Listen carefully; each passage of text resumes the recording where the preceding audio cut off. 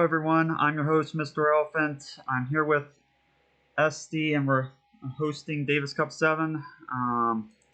Today, we're going to be playing two games. Actually, a couple of different games. The general versus the Yeah, not two games only. yeah, the general versus the default AI. So inside the game, so Leif Ericson versus a Promi slash offwo slash Archon, maybe even AI. So if you go back far enough, so Aztec versus Aztec inside single combat. So two players, everything looks right. Share expiration. Oh, you put some handicap there. Oh yeah, don't want that. Yeah, no handicaps today. So everything else looks Correct. like it's good. So I think we can start off. Yeah, maybe first before you start, can you? I shared with you some statistics. Oh, Oh, you are so fast, oh, boy. yeah, a little bit. Yeah, we do have some statistics. Uh, Yeah, you are in theory. uh, uh, so the statistics that SD wanted to share, and I'm going. I did. Uh, I wasn't planning on actually switching to the picture on my screen, but I can read them off to you, meaning to the viewers right now. So, Yeah, um, so some interesting statistics. The win ratio so far inside Davis Cup 7 for the general is 76%. He has challenged several opponents. Is User Patch Machine, Egbert the Saxon, and Survivalists. And he got a 3-0 in each except against the Survivalist, which he only won one of the three games. So the Survivalist actually took the majority inside that fight. Then he went on to tie the unknown and beat YGG Giselle. And sadly, he beat POCBS 3-1. I don't hear any laughter back there, but that was good on the general's part. So meanwhile, we've had the DEAI, and it has an 80% ratio, win to loss ratio versus yeah, a which is pretty good. yeah. Especially when you see it played so many games more than the general, as you can see, because the AI started the event at the very beginning, the pre-qualifications. And so this is already 40 games played. Yeah, that's a few more.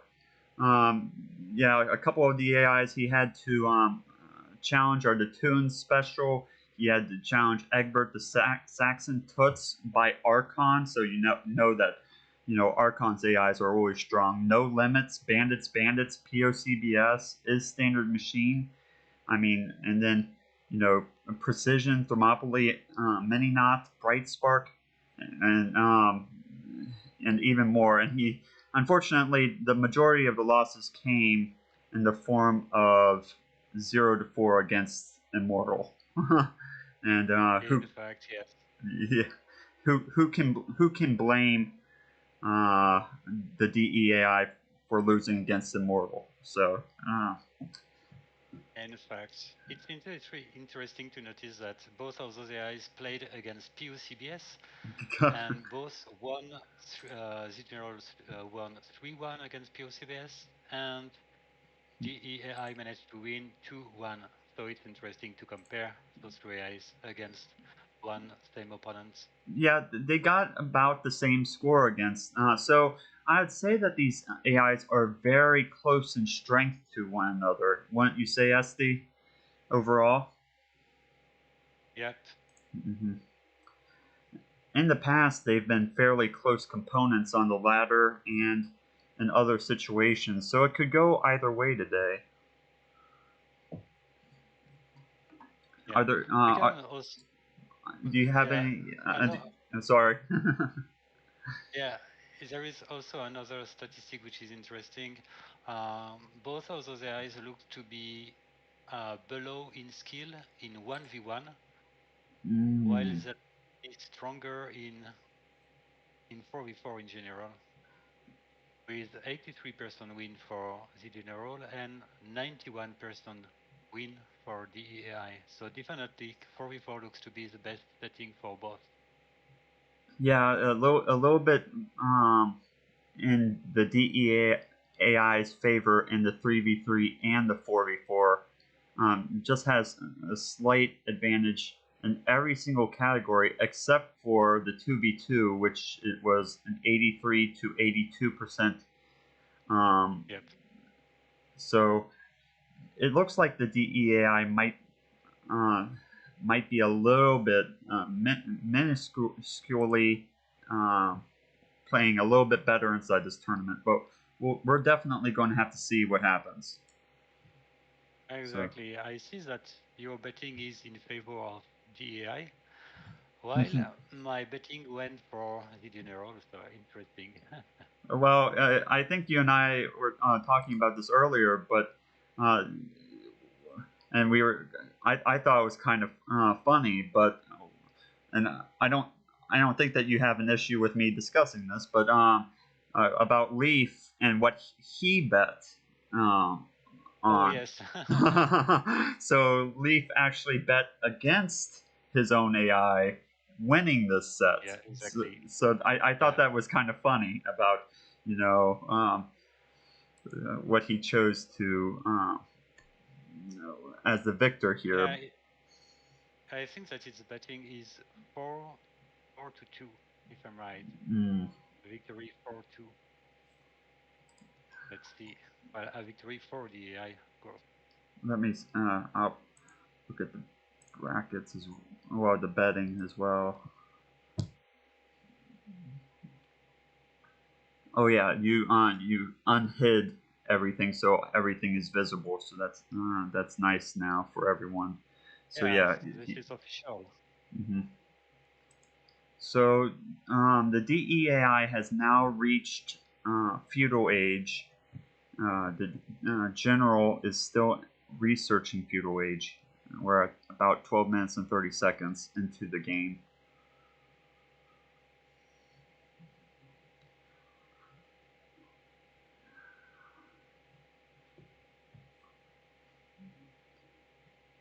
Can you hear in-game music right now, Esty, or not? Oh, let me check.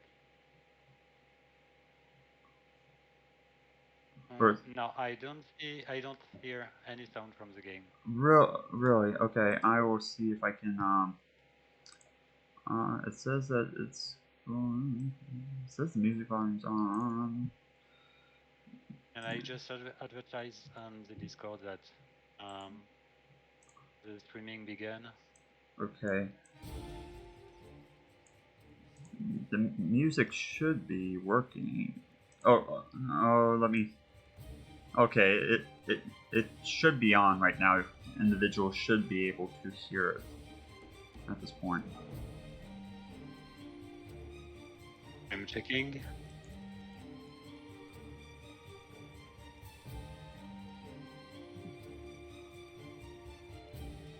So the general is now going for a castle age rush here at, I think it was mid 14 minutes when he started researching it.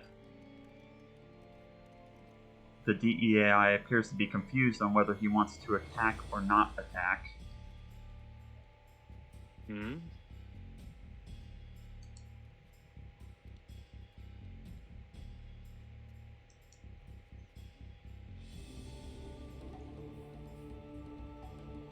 Well, it looks to be a pretty good castle age time for the general. Actually. Yep. But now let's see how it will deal with the pressure. The tower is pretty well in a pretty well position.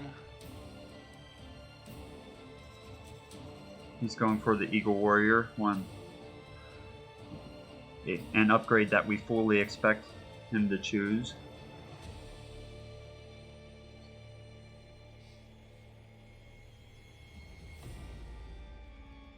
Very interesting to see that the AI decides to stay quite defensive now. I don't know if the AI is able to check if the opponent is researching the next stage. Yeah, I was wondering the same thing. I think that he probably detected that the general was going up into Castle Age, so he retreated his units back to his base. Let's Hello, go. Randy, and have a good night. And don't forget to check the VOD.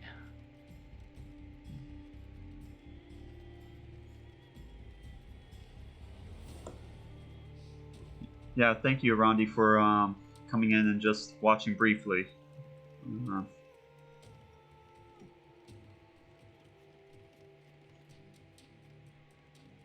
I'm gonna check if we've got sound from the game. Maybe, Rondi, before you can confirm, can you hear sound before you go?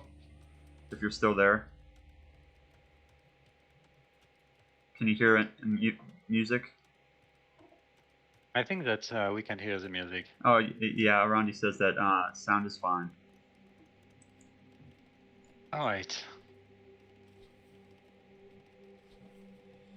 Esty could be a bit louder. I don't know if I can change Esty. Let me see if I can change Esty.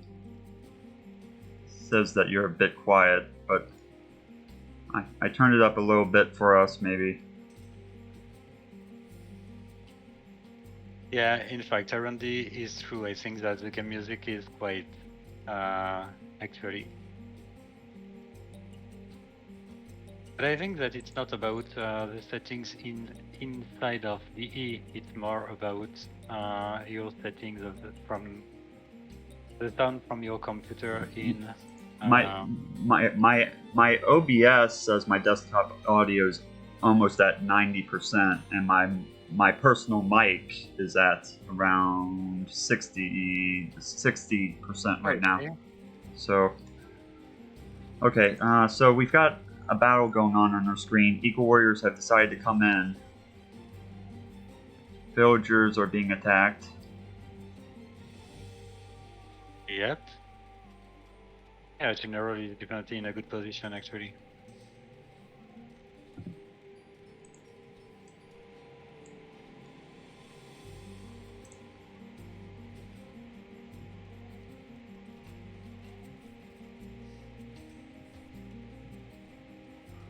At least the AI will need some micro.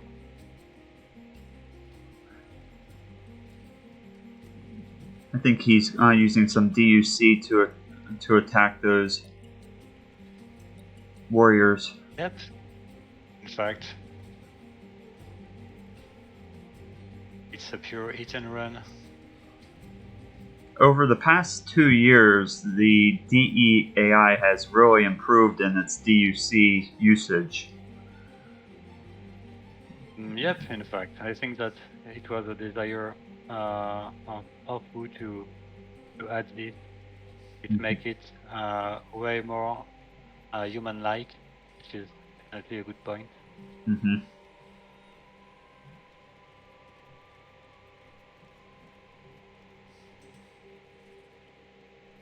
Yeah, so General started to aggress its opponents, but it looks like it didn't manage to hurt the economy much. Yeah, this is beginning to look a little bit scary for the general. The DEAI is getting into a position that is starting to set up for a position that it very much favors, and that it's going to really boom. Kind of like what Promi always liked inside the AI.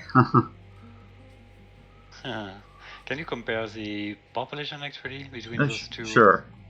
So the general actually has 8 more villagers at this point. Okay. Yeah, general definitely needs to keep pushing its opponents, and as long as it can kill few villagers, it's okay. And if I'm right, General used to train some skirmishers later in the game. So that could be a good option, especially if the AI keeps going for crossbows. I'm surprised that the DEAI retreated after it already knew that the general was retreating back to his base instead of continuing the push, I guess, and maybe even going for this mining camp over here. I don't know if he spotted it though. Let's check. He knows that the mining camp's there. I'm surprised that he didn't kind of target this mining camp. Hello, Kimberly. Good luck to my team partner. Oh, in fact, General is a good partner. Actually, they two do have an interesting game which is upcoming against tutorial teams. The tutorial 1. Yeah. Which is quite promising. I'm personally very much looking forward to that fight myself. Yes. So many different AIs are going to be inside that that battle. Yes, in fact, at least 6 different AIs will take part to the fight. And it's funny to have BTG Land AI plus Vicky the Viking at this stage of the competition. I'm very happy that they're probably some of the oldest AIs still inside the competition at this point. They're kind of like an extra. Yeah. The extra guy is still holding on, but it's still cool to see them in here this far. Yeah, I would say that they are good partners to Esty to Master and Panda Tuto. Especially Vicky the Viking, which is just amazing. Yeah, Norman Duck did a great job with all of his AIs. Really, we saw Egbert the Saxon. We saw User Patch Machine and Standard Machine. I mean, all of his AIs did a wonderful job inside this competition. Yeah, Egbert the Saxon was a great discovery from you. I would say I didn't know this AI. I assume that. Every one of us didn't know Egbert the Saxon, and definitely it's one of the best old AIs I have seen in this tournament. I would have never guessed that AI would have made it as far as it did. It was very much a surprise to me that it made it, and it was in such a small tournament. It was a much smaller tournament than it was only for. It was just a friendly competition for newer scripters and older scripters to come together and just write simple AIs of around 200 rules and come together, and it was 200 to 500 rules or something like that, and it was basically to get new scripters interested in scripting. So who would have guessed that would have made it as far as it did? Yeah, definitely.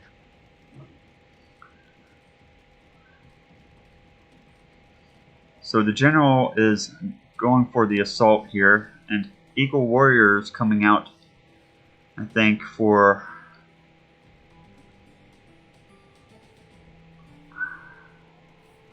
the DEAI. Wait, Eagle Scouts, I'm sorry. Yeah. Can you compare the population? Sure, I can. So Eagle Warriors being so it's 109 to 102 inside villagers, and military population is about the same. Okay, interesting. So we've got the expected elite skirmishers, which are gonna help Blue a lot, I guess. And something else interesting. Look at the scores. The scores are almost identical. They're going to run themselves into that castle. Time to retreat. Run. Never mind. They decide not to run. But going for Imperial Age for the DEAI. Also going for Imperial Age for the General, too. Okay, we knew that this battle would be pretty close, and this is actually the case. These AIs are so close right now.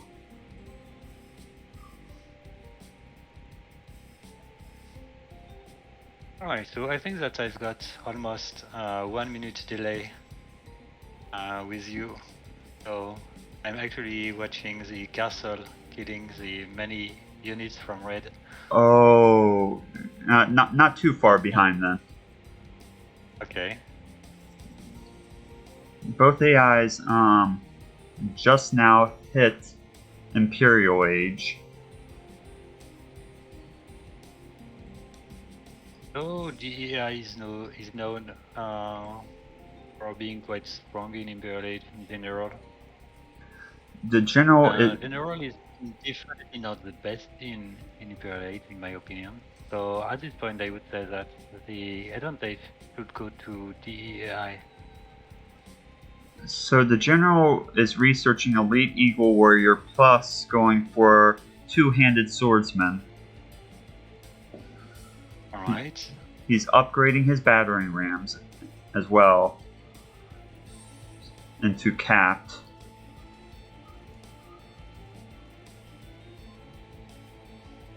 And building a second castle where his previous castle is currently standing, so he's going to go for that double castle protection inside the front of his town. Sounds good. And it looks like red does have already its Elite Eagles Warriors. Something else that the general researched just now was Gambesons, which I forget what exactly that research does on top of my head.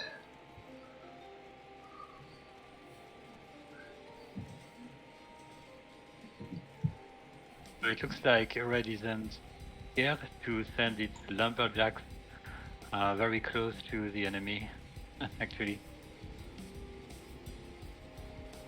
That's pretty risky. So battle occurring in the center of the field right now. The general is slightly ahead in score. The DEAI has researched champions at this point, though. Alright, that's turning scary.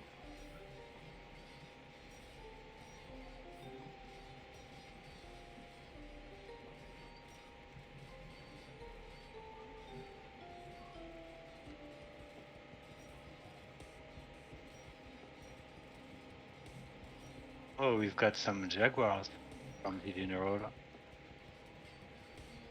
Looks like in the latest attack, the general pulled ahead and was able to do a little bit more damage to the DEAI right there. And in addition to all of this, the general is starting to research siege rams. So it's looking very much inside the general's favor right now. Yes, in fact. So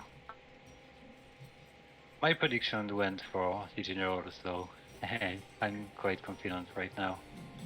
I'm not as confident inside the DEAI right now.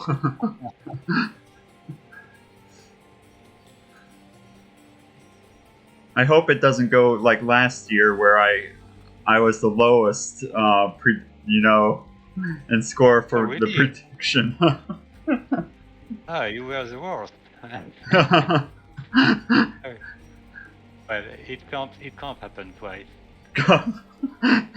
if you see, Actually, we are 12 challenger, so it would be a mess if you finish as the last place. Honestly. you know that whenever you see my name on the same as the same type of prediction that you're making, that it's probably not good. That you're probably not going to be making the right prediction. But anyhow. Oh. Actually, Bandit is leading the betting challenge. So congratulations to him.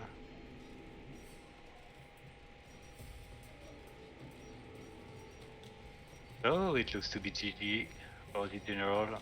Can you check the population from red? Sure. Down to 85. This is turning one-sided fairly quickly now. Siege Rams are in here. This is looking over. I'm going to actually increase this to 4.0, I think, at this point. Yep. I don't see any comeback.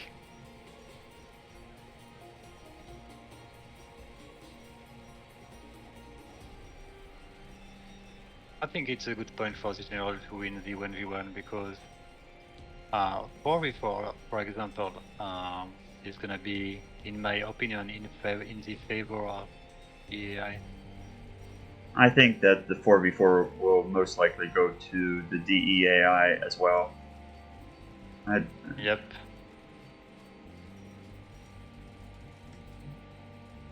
So, Leif Ericson, you look quite happy with the first game, and this is deserved. Okay, let's. Oh, there goes the DEI. He just resigned. All right. Let's leave the map and look at the statistics briefly. Yep.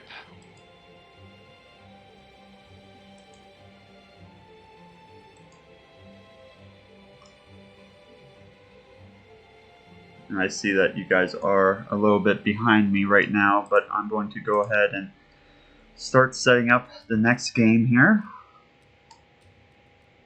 Yeah, I will tell you which are the civilizations if you want. I think I have it. Franks plus Britons. Yes, and Mirror plus Portuguese or Barbarian. For DEI 3. Okay. Yeah, I made a mistake when I tipped Bob. Okay.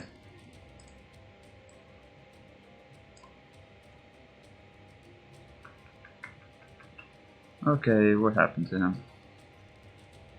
Yes, I think that we all agree with you, Leif Ericson. General needs to win the 1v1 2v2.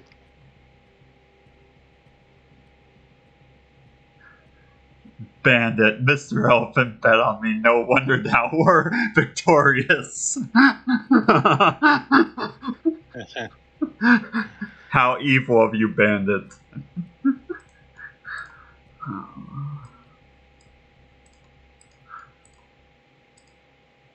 Oh, it was the betting of Leif for this game. It was a victory 4-2 for DEI. Leif Ericson, can you explain us why you have no faith on your AI? Yeah, that's what I find is interesting. Why he has no faith in his own AI after all his years of scripting. His AI now at this point. And then Mirror plus Portuguese.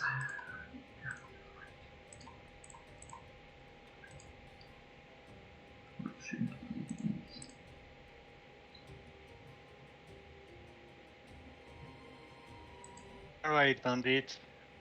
So see you later if you can't stay around.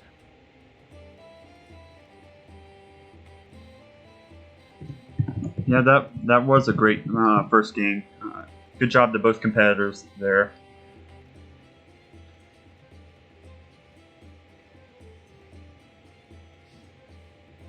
Alright, so Frankish Britain versus Mirror. Oh, I thought yeah, Mirror and Portuguese. Yep.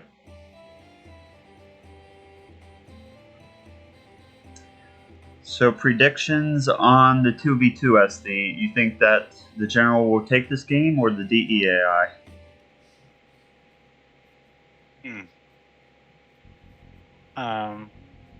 I think that 2v2 is like the 1v1 for the general. It definitely needs to be aggressive, and I think that it can win. And Yeah, 3v3, 4v4 might be different, especially because the pocket can be quite fast in researching MrElephant the AI side. So let's see. But I think that every single game should be close anyway. I wonder if this will become a basically 2 1v1s here, or if it will become an early game where 2 AIs team up against 1 AI. But that would be kind of interesting. Yeah, I think that the AI has some rules to help the players between each others. Yeah, that would be interesting. Hello, Tobio. Thank you for joining. Yep. Tobio, actually, you need to check the betting challenge. To check which is your position actually after one set's played.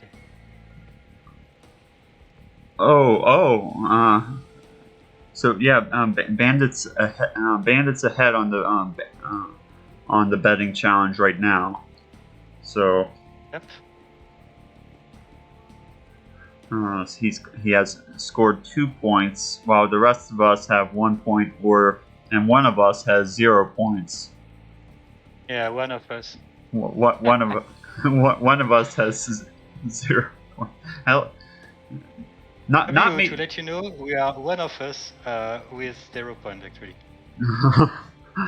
At least I have 1 point right now. So good job to Bandit for his predictions, though. Yep.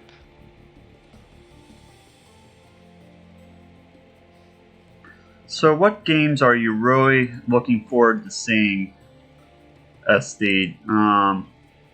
Like, out of all the battles that are happening in the first round here of the final stage, which fight are you most looking forward to? I mean, in the round of 16? Yep.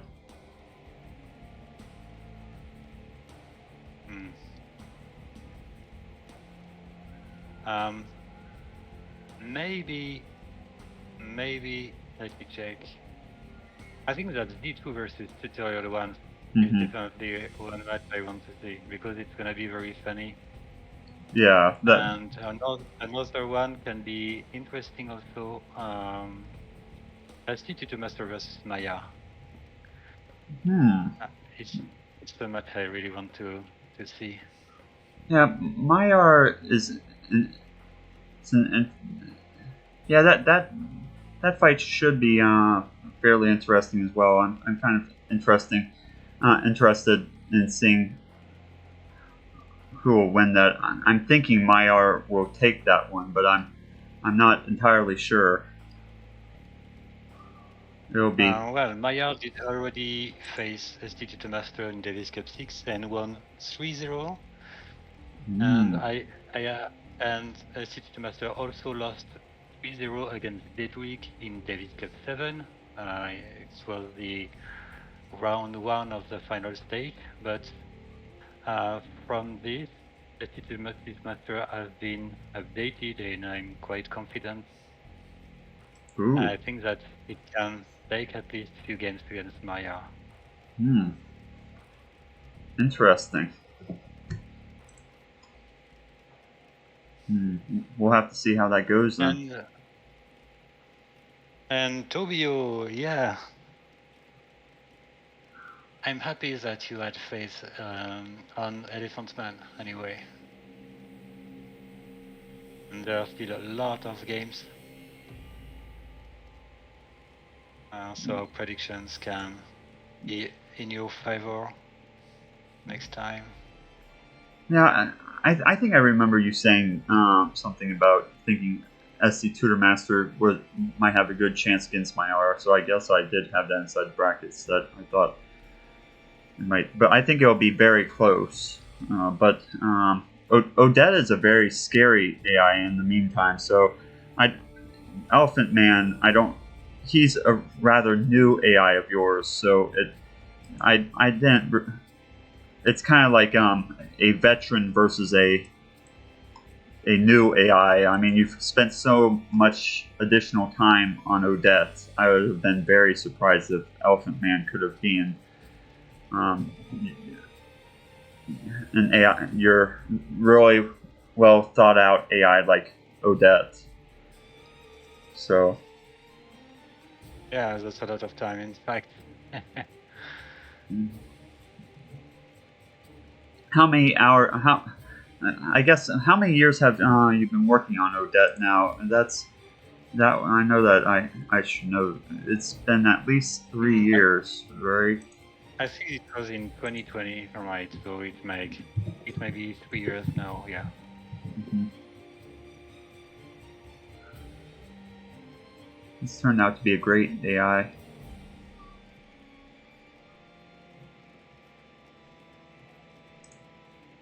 Oh, green is actually attacking blue.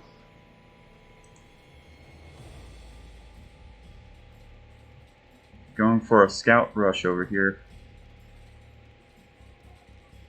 Yep, it was quite fast in researching Feudal Age, so...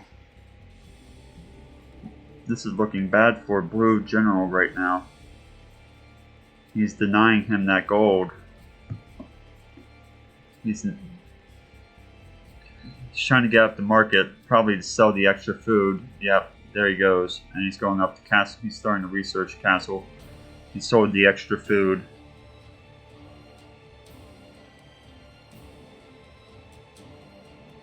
I guess when Green found out that Blue was researching castle, he switched his focus onto going for Red instead. But Red is already researching Castle Age, so I don't know why he switched like that.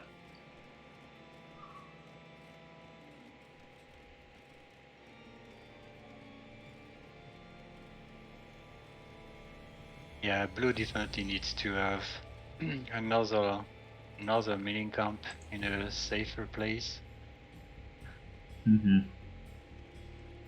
Probably put a mining camp over here instead of over here.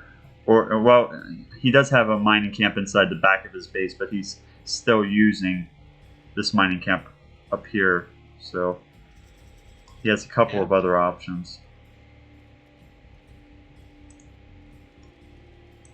Well, there is some cool micro from this scout, actually, from green.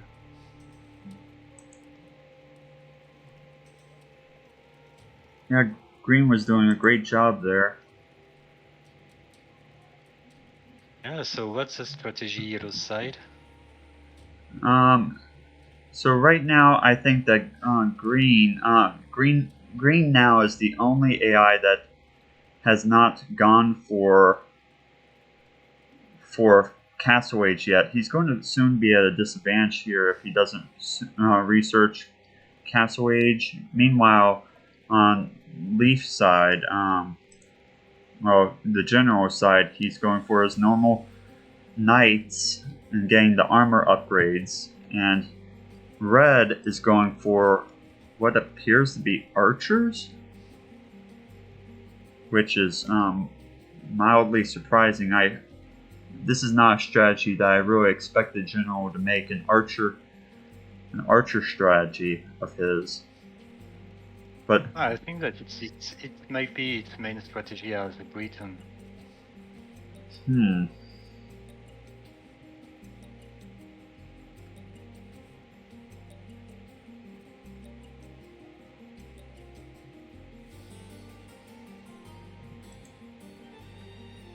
Oh, I find it interesting if yellow went for fast castle, green decide to attack the closest enemy of the yellow player, while yellow is safely researching Castle Age.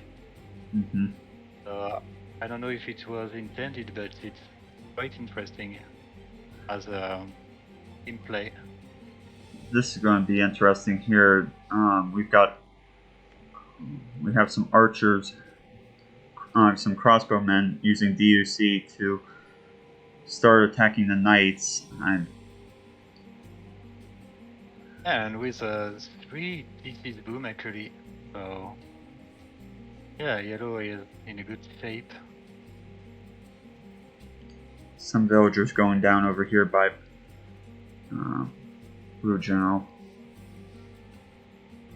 It's going to be interesting to compare the civilian population in 2 minutes, because I assume that yellow will have an advantage in civilian population. It goes for 3 TCs, it goes for crossbows, which doesn't make it use food. So the food is just used to keep running villagers. Something I find interesting is the knight DUC versus the archer DUC, but the knights are at total disadvantage right now. It appears from crossbow. I mean, they're going to knock out at least these 3 knights here at this point. So archers are very deadly, especially with good DUC. Yeah, at least the blue doesn't lose its knight. But it's eventually losing its knight, but it had some retreaters which are quite cool. And red's side is actually attacking green. Yep, I just switched over here to see what was going on. It's so far this has become almost a 2 1v1s right now. It seems like red is doing better than green at the moment. Green doesn't have very many archers or skirms or too many knights as well. It seems.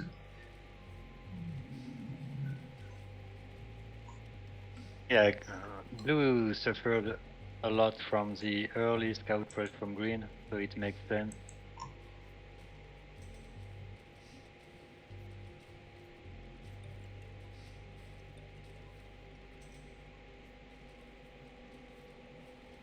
And I'm looking for the edge workshop from green. I wouldn't be surprised if we see Mangonel coming soon. Oh, the siege workshop then. Yeah. Not seeing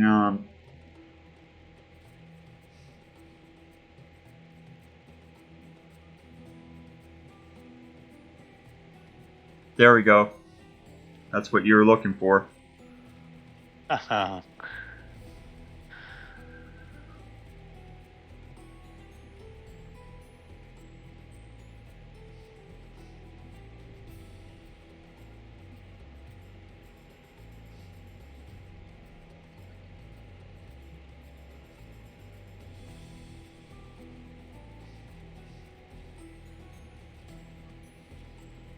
Wasn't able to get too many shots off though. I wonder. Yeah, I think it was a little bit too early to send in that Mangonel. He needed a couple more, maybe, to take all those archers out. Yes, indeed. I didn't see any Mangonel because we've got the delay, which looks to be like 1 minute actually. Okay, I actually am seeing the first shot from the Mangonel. Yeah. Yeah, in fact, it was not very efficient. Yeah, right now you guys are about a minute behind where I'm at. And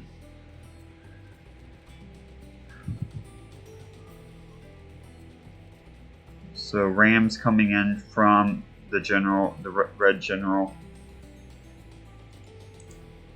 Yeah, it's quite risky to stay with those many archers just next to the edge workshop. Yeah.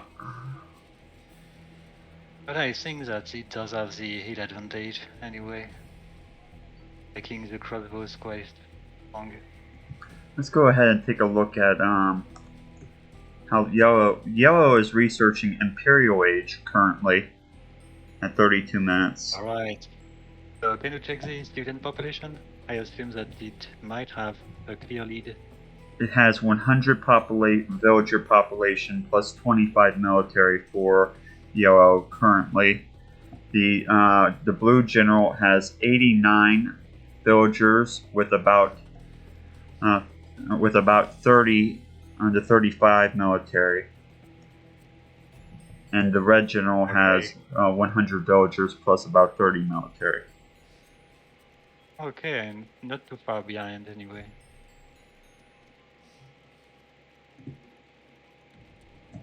As well, once again, the general is looking to be in a good position in 6-2v2.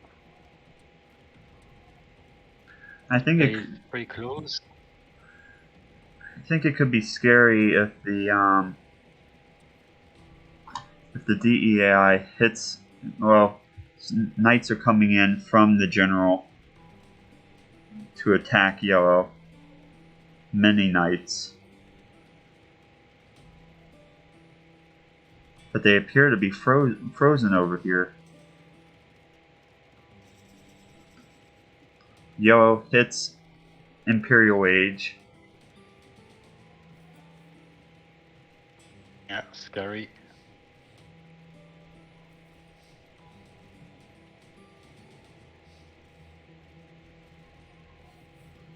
Halberdier coming out for yellow.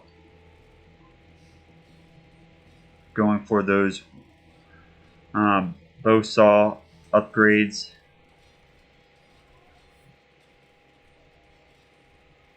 Oh, that might be a key moment. Blue needs to make some damage. Many villagers are dying though from the center being attacked of his town. Chemistry just researched for yellow DEAI. Blue retreating back to their base and trying to build a castle. Yellow is not pursuing.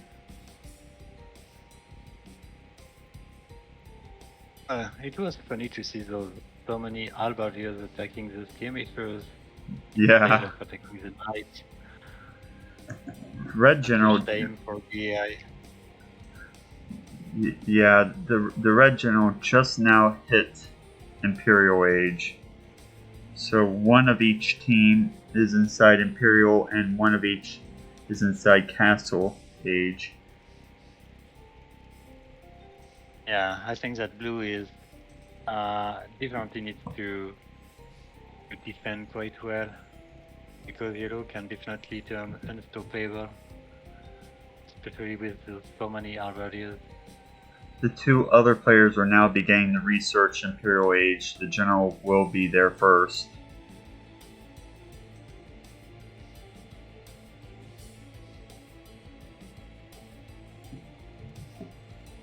A lot of trade cards coming out from the yellow DEAI. A defensive castle was put up in the front of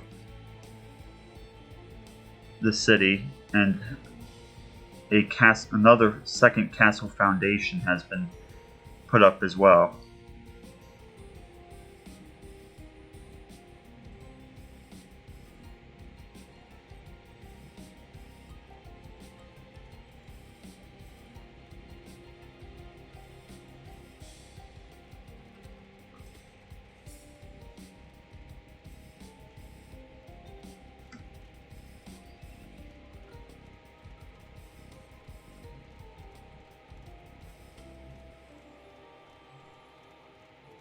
Looks like General didn't start any trade at this point. Not yet.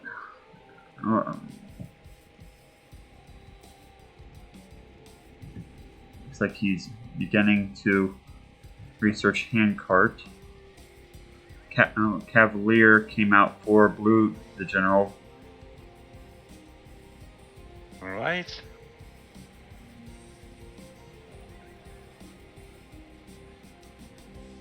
halberdiers are doing a lot of damage to the cavalier. Those castles are doing a good job at defending. Blue is seemingly beginning to retreat.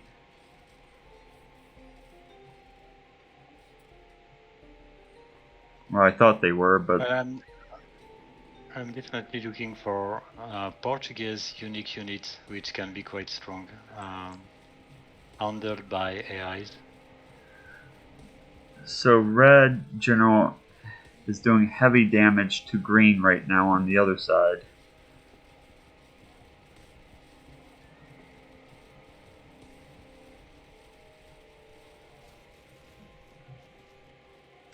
Looks like green may need assistance, or else he is going to, this will be the end for him. And the same. Interesting.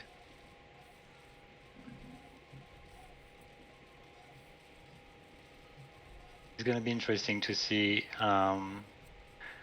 what's going to be the strategy for blue, because actually it faces a lot of halberdiers and it can't stay with paladin plus skirmishers. It definitely needs something else.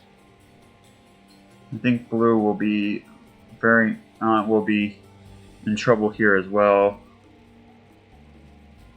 This could possibly turn into a 1v1. Yeah, we would like to see some throwing X-Men, maybe,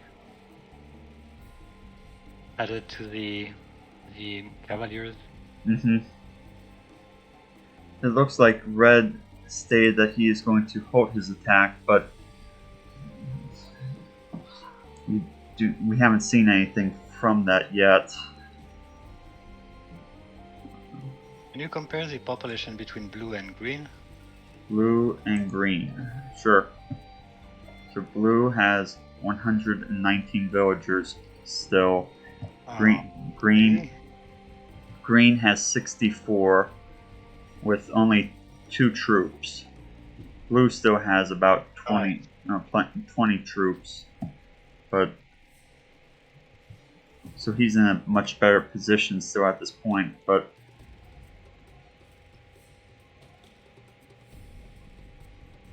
yeah, I think that red definitely needs to switch its target and start attacking yellow.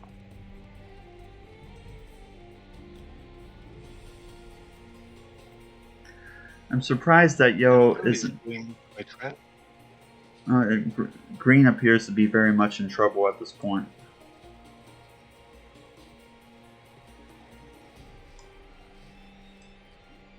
Yes, it looks like blue keeps going for skirmishers, but it managed to build another new castle almost in the front. So definitely the general is in a good position actually. Just it's all about red to start attacking yellow, and that will be helpful for blue. Looks like red has kind of switched their focus. They've sent a little bit of their siege to attack, but it wasn't nearly enough.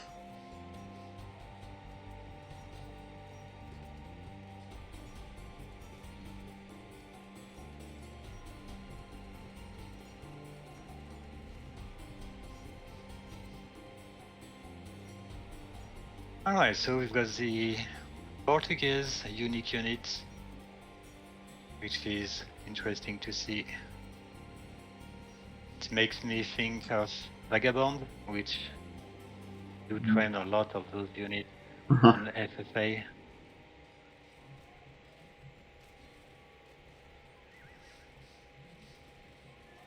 I think the DEI is actually pretty good at playing Portuguese.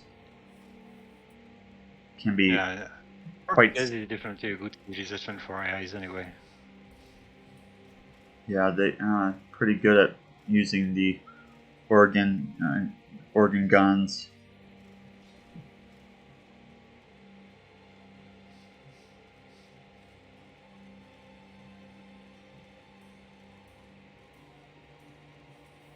Looks like this has become a 2v1 at this point, though. Yeah, definitely. Blue is eventually safe,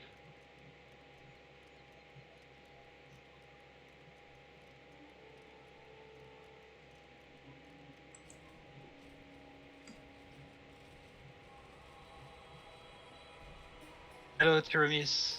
We are at the stage of the final stage, round 3. So actually, we've got 16 AIs, which are the remaining ones from 354 participants at the beginning. Yeah, So you're welcome. Around 353 or 354 AIs. That is an incredible number of AIs inside the competition. And, 16 remaining here, the best of the best for the Arabia map, which is the standard map for AIs to play in general.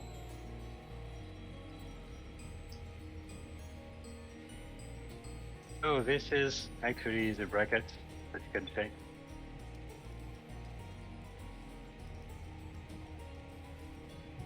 And there is a sheet called Bracket Final Stage Round 3, and this is actually where we are.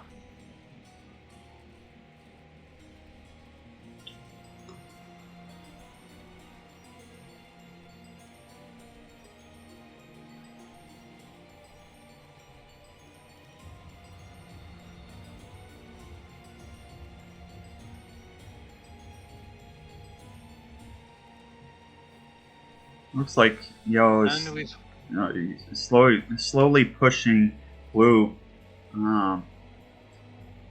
back here at this point, and I think Blue is in trouble, but I think Yellow needs to be a little bit more aggressive. He's being almost too passive.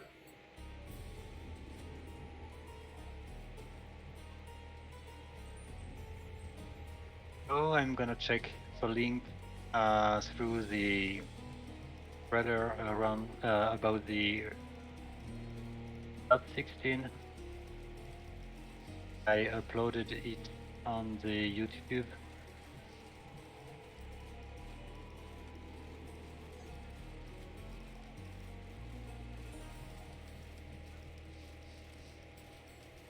No, Tyramus.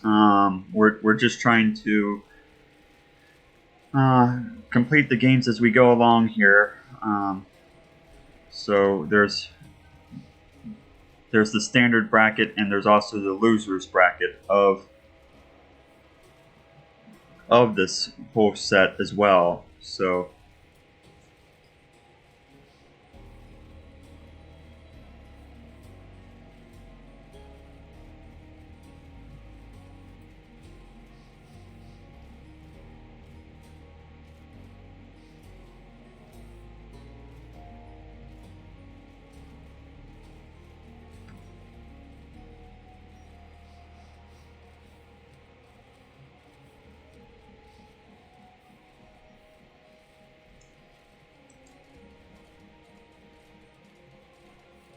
So here we've got a video about the trailer around the top 16.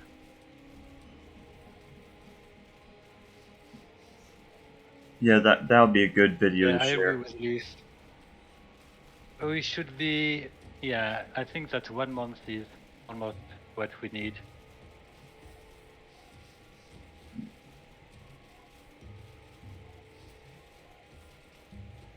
Yeah, and the finals are definitely a couple weeks. I mean, we try to play games throughout the week. We can definitely start to see the light at the end of the tunnel here. It's not too far off, but we do have a couple of games to play, for sure.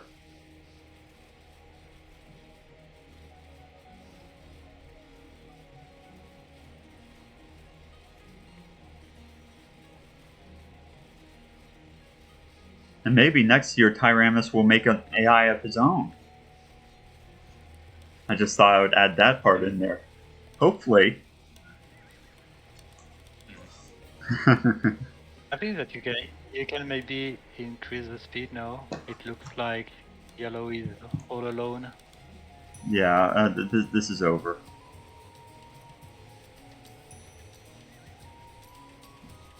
When did this tournament start? Asked I would Leif. say maybe 3 months ago. Yeah, I want to I say think it that we was. started it Yeah, it was like sometime in July. August now. I think it was like, I thought it was even July that we started. Oh, maybe, yeah. Yeah, it's been a long tournament. At the beginning of this Probably tournament, the longest one. at the beginning of this, I was a much younger person. Now I've got a gray beard, and I'm feeble and old. The tournament has aged me. Just kidding. I'm walking with a cane now. No, it's been fun, and it's gone pretty fast. But at the same time, having 353 and slash 354 AIs. I mean, it takes a long time to go through all those games. I think Esty inside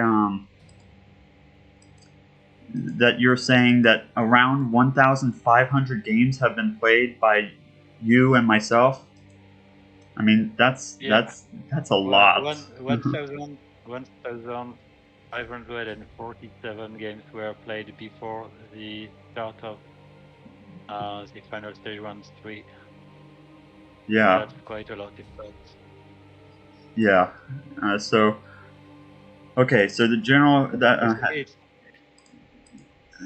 It's almost because of MrElephant who found so many old AIs and he wanted everyone to participate. So it was just crazy. But I'm quite happy that eventually we managed to make it work. Yeah. And it was particularly complicated because so many AIs are so old that they can't play that many civilizations. So it was a deal to see how to play games between the AIs and AIs which are almost 25 years old. Yeah, it really has been incredible, and it and seeing some of the older AIs just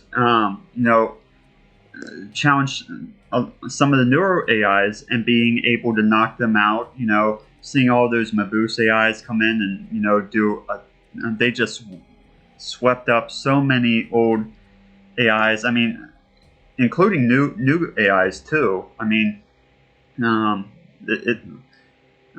there's just been a lot of amazing competition between AIs of all ages. So it really has been incredible. Friends, Franks, and mine. Or friends.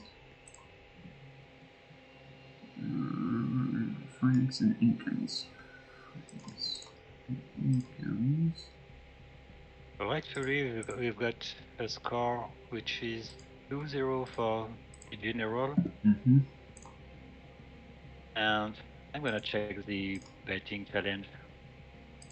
Italians and Berbers.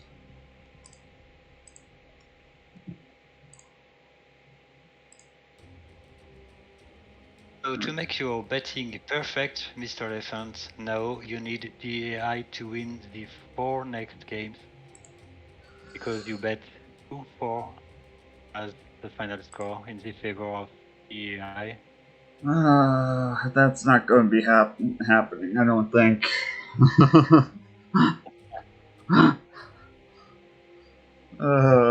Maybe I can. Maybe if I cross. Yeah. We are a few. We are a few who bet for the general. Myself, Arundi, Kimberly, Zinai Panda, and Tobio. Yeah, Tobio guessed correctly as well. Well, is guessing correctly so far. So the general versus default AI. Well, the DE AI here. So Brand's time. I think we're good. So let's go for it.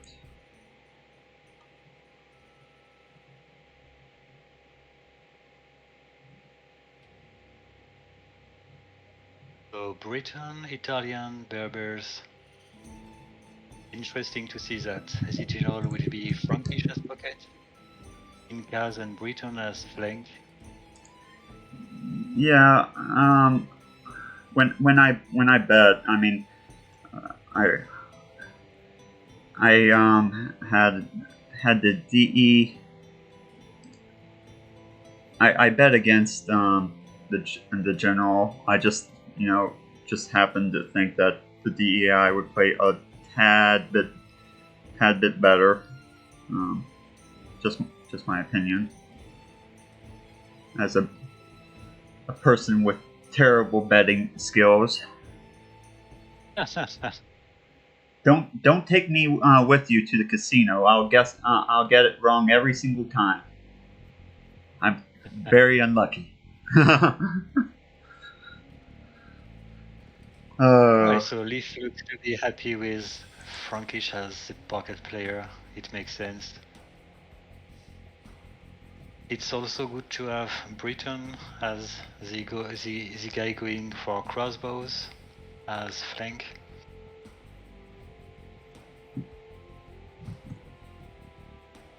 And I think that overall the Eagle's Rush as Incas can also be helpful. Mm-hmm.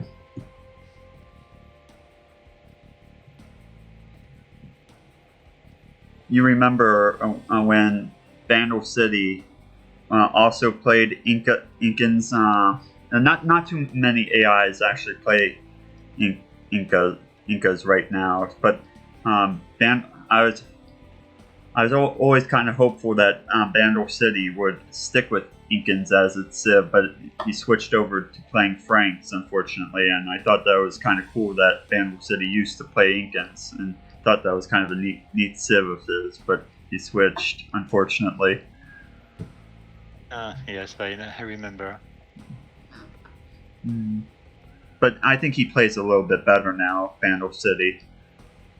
Now that he's switched over to Franks, but maybe sometime he'll go back to it at some point.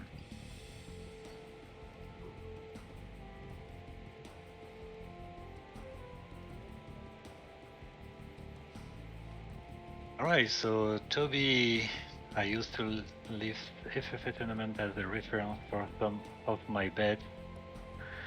And I think that this time it will work because the general looks to be in a good shape in this match. I'm definitely rooting for a victory here in this 3v3. I think that it does have the civilization required for this. I'm just hoping for a single win from the DEAI at this point. Nothing against Leif though, or the general. He's done a great job with the general, and but maybe my betting wouldn't be completely off if I had one win or one guess right.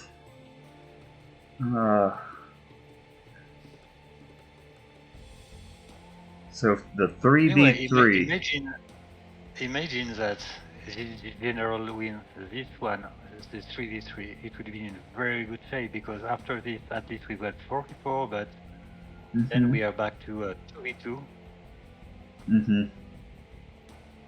Right? Yes. So Yeah. it could win 4-1. Well, maybe I'm too fast in my conclusion, but yeah, winning this 3v3 could be decisive, I think.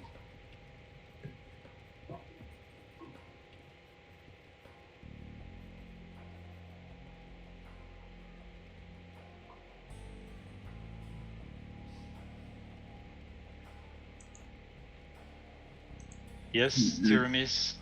It's a best of 7, so 1v1, 2v2, 3v3, 4v4, 2v2, 4v4, 1v1. And in the lower bracket, we've got a bunch of best of 5. In the semi-final, something like that. And the grand final should be a best of 9.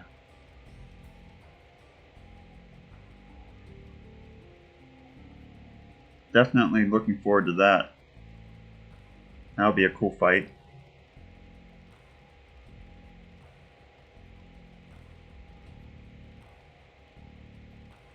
Maybe we will see something totally unexpected, like Tribal Warriors versus Immortal. But I think that at this point, most people are thinking that Rehoboam and Immortal will make it to that stage, but who knows? Maybe something crazy will happen, like... yeah, that would be really crazy, I would say. Yeah, maybe something crazy would happen, like Eagles Revenge this year versus Odette. You never know. Yeah. But anyway, it's interesting to see that Immortal and Rehoboam are in the same side of the bracket, so they might face each other in the semi-finals. So the final of the winner bracket, at least, is an opportunity for Odette, Shadow, Barbarian, Assistant Master Maya, the General, or DAI to reach that tape. Mm-hmm. But at least the final of the winner bracket is not the grand final. So I think that most of us think that Immortal and Rehoboam are the grand favorites to reach the grand final. It would make sense. But as you said, maybe we can be surprised. I think that we can't be surprised in a best of 7. At least we can imagine that Bible or Shadow can win one game against Immortal or Rehoboam, but in a best of 7, the real best win. I think. Yeah, that's a good question, Ramis. What patch is this? The previous patch, because the latest one gives some bugs to the AI, so we are back to the previous patch. Actually, we are waiting for some improvement from the new patch. Yeah, only a couple of issues with the current patch, right, Esty? Only a couple. Yep. So, even though I think it's still awesome that older AIs like Barbarian and the rest of the and other older AIs like Eagles Revenge can still play on this version of the game, and the B to G AI and Vicky the Viking. I think it's great that they can still play the modern version of the game, even though they might not be at 100% of their former selves. It's still great to see them at this, still playing at an awesome level. So, yeah, definitely. It would have been a shame to lose so many old AIs. Mm-hmm. And overall, we haven't really lost that many older AIs. There are a couple of AIs that I would say around 3 to 5 AIs that just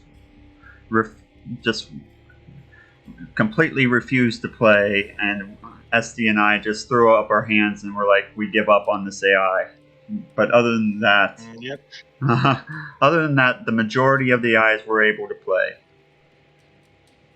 Yeah, with some updates from us, of course. Yeah, and we discovered those along the way. Yeah, but in fact, Barbarian has not been updated from quite some time now. I think that the last update from ZMax was in 2018, if I'm right. So it's now 5 years ago. Yeah, I don't think that he will be returning probably anytime soon. He seems to be fairly busy at this point.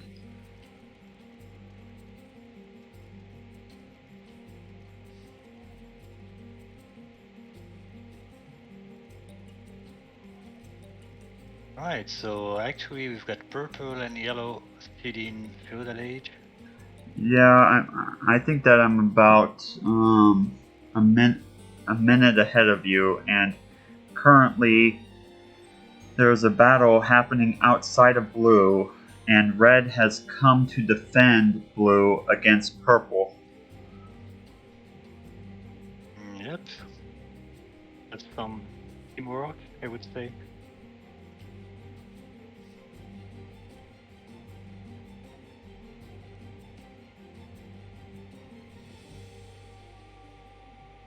So yeah, Barbarian is still a top AI. It lost its leadership, of course. Actually, I think that Barbarian might be a top 8, but definitely no more a top 1. It was about time for somebody else to take charge of the whole being the best AI thing. He's been the top AI for...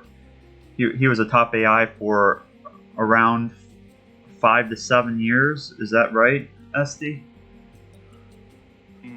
Yeah, almost, I would say. Yes. So it was about time to have a new champion, so to speak.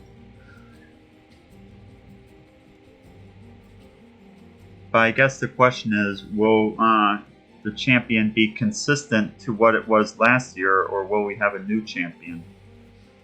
I guess is that the most, the biggest question. I know the Night Panda is hoping for a new champion.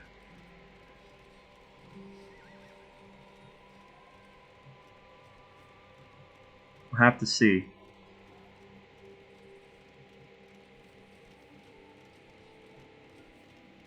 Once again, we've got a pretty close game. Blue and yellow look to be a bit below as a score. Yeah, they've been a little bit crippled up. I think green has been ravaging yellow's base while purple has been attacking blue. So those two flanks have been attacked several times.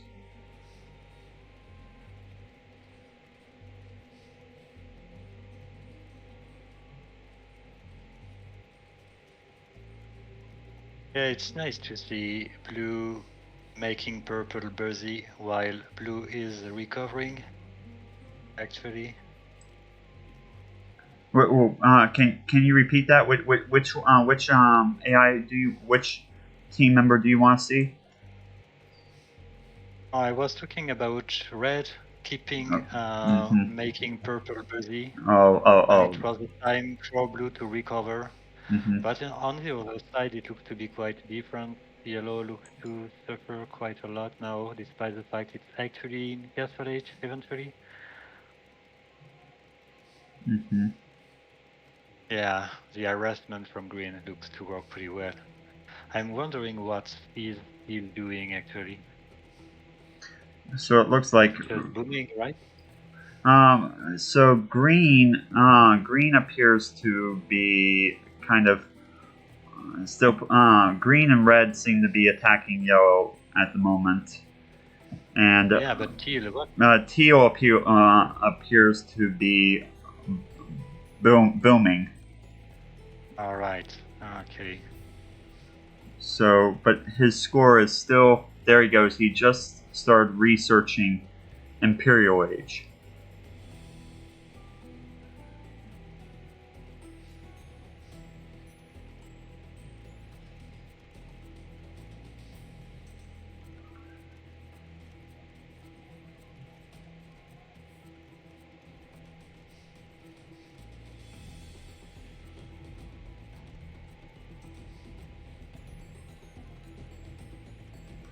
We can check to see if red is close to Imperial. No, he is not close to Imperial. Yeah, but I think that red did help a lot overall. Yeah. It played quite well, has a pocket pretty active both sides. But definitely can make the difference, despite the fact that Teal is gonna have an advantage linked to the fact it's in Imperial Age pretty soon.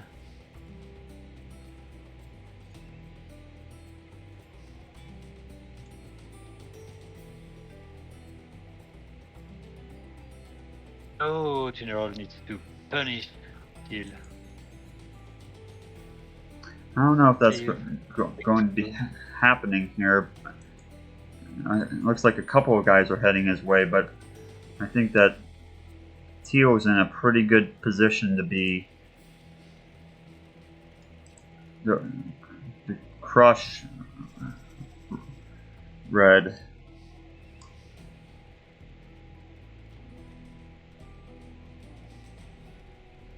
Alright, so eventually red is maybe gonna destroy the yellow city. Yellow appears to be very much dead at this point. Blue and purple have been fighting it out, but blue almost seems to have the upper hand over here. The generals have switched their focus to focusing on red. Red and green have focused on teal. And it looks like they're already doing a great job in cleaning him up. That's amazing. Teal is in trouble.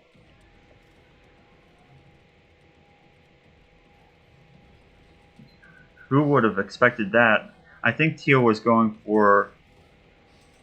I want to say that he was going for scouts, which were obviously not the best unit to pick. And I think he was going for unique units as well, which are obviously not the right choice.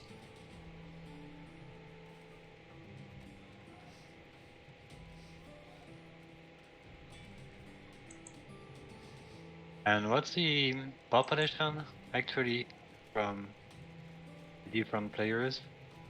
Let's check it out. So purple has 97 villagers and about 6 military. Blue has 106 villagers with about 30 military, and red has about 135 villagers with about 30 military and just hitting Imperial Age right now.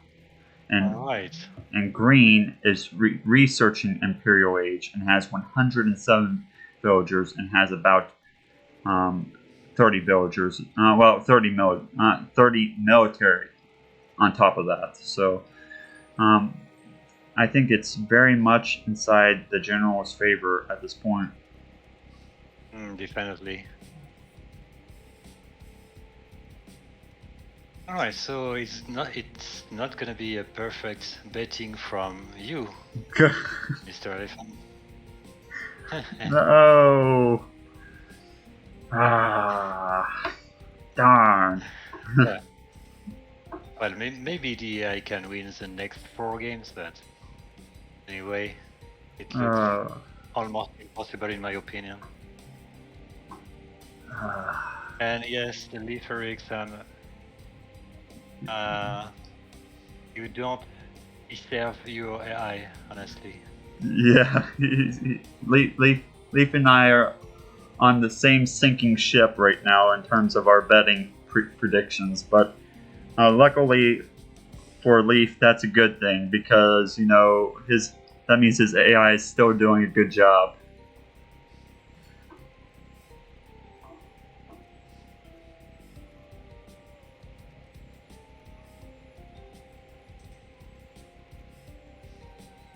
It wasn't that long ago, Leif, that you tested against the DEI. What was the last time the two AIs played on your ladder? It wasn't that long ago, was it? It doesn't feel like that long ago, but it was probably several months at this point.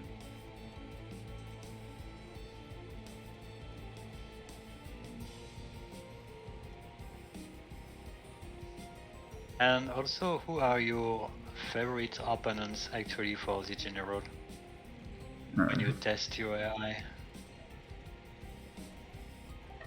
Yeah, that's an interesting question for Leif.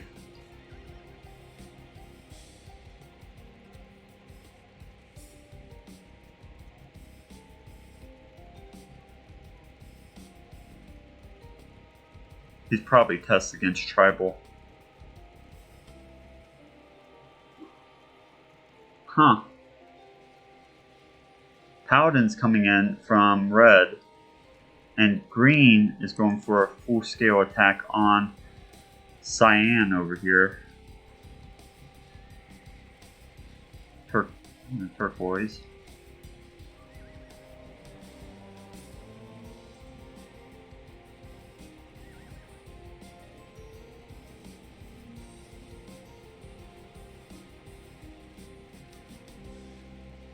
Alright, so what's the population blue side actually?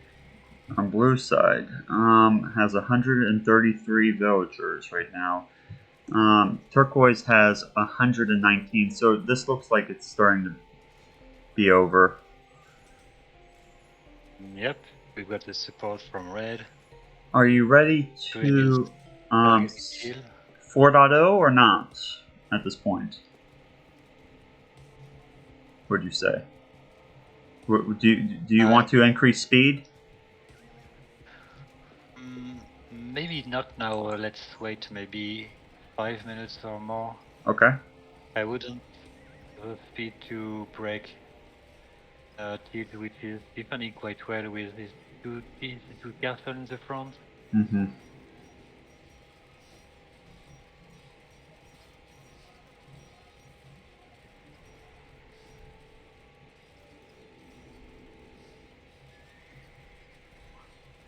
Alright, Leif, I think that you could test versus Maya, for example, which do not have that much direct unit control actually, but it keeps being a quite strong AI.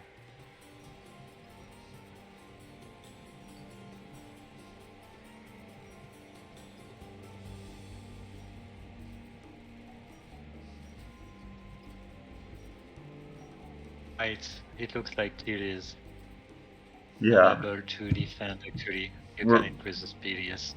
Yeah, I'm going to increase the speed at this point, I think.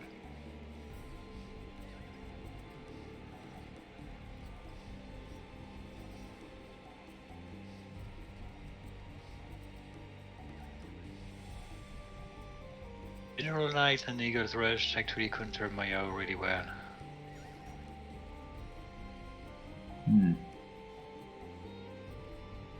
Well, we kind of saw that inside the 2 versus Maiar, right? When inside their group. But I think they won and they lost some games in that set, so... I think I've got some interesting statistics about Maiar, let me check.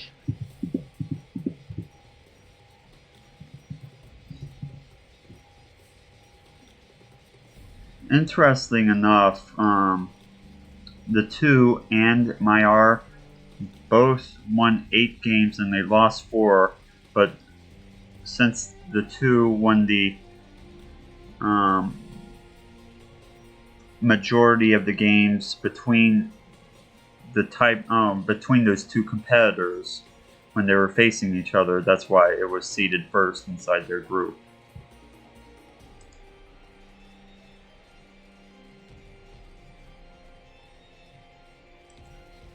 Yeah, in my statistic I see that Maya won its whole 1v1, but does have a poor win ratio in 4v4 with 50%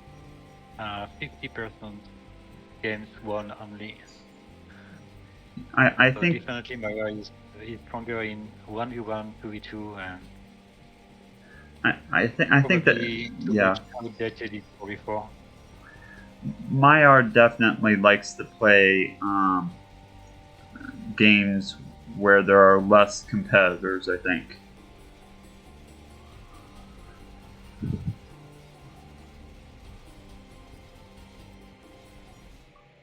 Okay, I think that Alright. we can call this. Penalty GG, yes. Yep. This is GG. So, Leif Ericson, you are at 1 game to the qualification for the general. There we in the go. round of 8. Yeah, so we've got. Now we can Mhm. we can start maybe looking at who could be the opponent of the general if it wins the last game. It's gonna be Maya or Esty Master. Interesting. So, Yeah. question leaves: who would be, in your opinion, the best opponent for the general in the next round, in case general wins against the AI?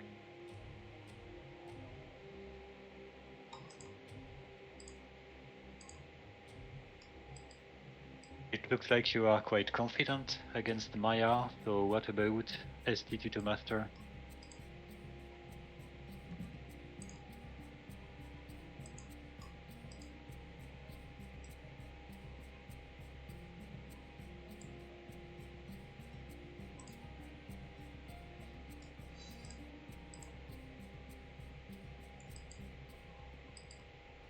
Alright, so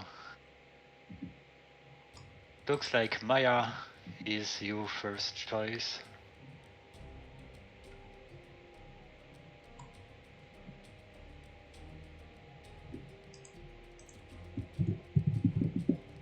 So the civilization for the next one is Incas, Briton, Magyar, and Aztec. So we've got 2 Meso civilizations as flanks for the general. And once again we've got Briton, but this time as pockets with Magyar.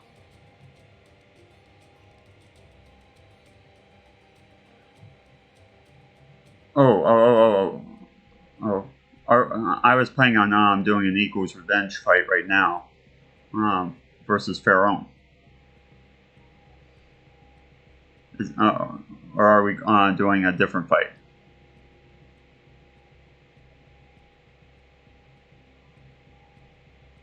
Oh, really? Did you want to do Maiar instead? We can do that. Let's go ahead and do. Yeah, if you want, I think that you would like to play the 4v4 between the AI and, but it's all fine if you want to change. Do we have another? I thought that we were No, it's a best of 7, so we need one more game between general and AI. Is that right? Is that right now? Let me think about that, because he's won 4 of the games now. He's won the 1v1, the 2v2, 3v3. Oh, duh. He hasn't won the 4v4. Okay, I thought that was just the 4v4. my brain. I'm losing it. Oh no, the caster has lost it. Yeah, you're too young to lose your head. I'm losing it. No. And imagine if DI wins the 4v4, we've got more games after this. No, Leif Ericson. No, it won't happen. We won't declare general win after 3 games only. Okay. Yeah. So looking at the hour, I think that I will leave you. But I'm probably, I'm gonna stay around for a few minutes. Okay, that's fine. We can run this one game and then see how it goes. So thank you for joining us today, Esty, and we might be able to see you tomorrow, possibly. Yeah. So. All right. Okay.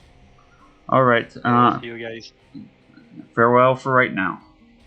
Okay. And have fun. Okay. Thank you.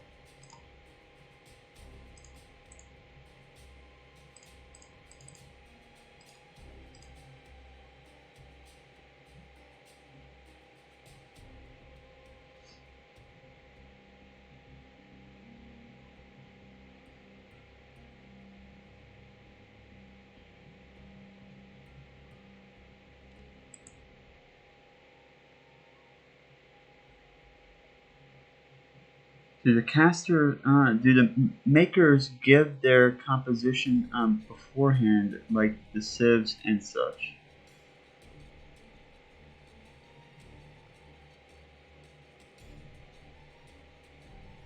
Yeah. Everyone shared what sieves their AIs played before the competition.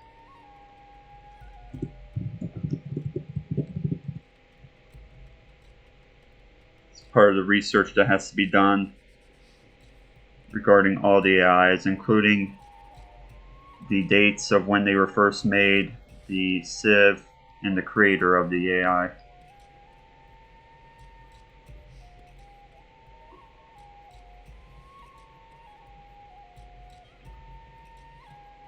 Many AIs from all different ages. Even AIs that dated back to the prototype Age of Empires were included inside the competition. Let's just say not very many of those made it past the first round of the pre-qualification bracket.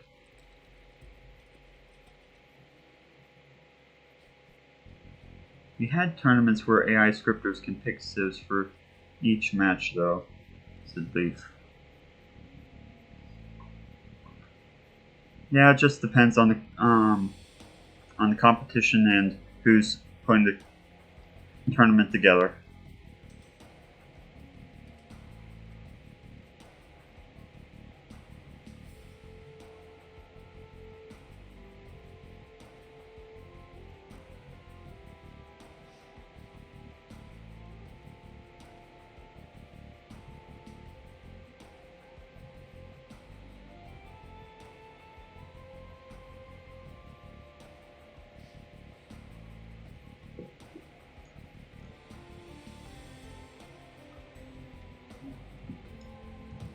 So, Leif, here's a question that I have for you.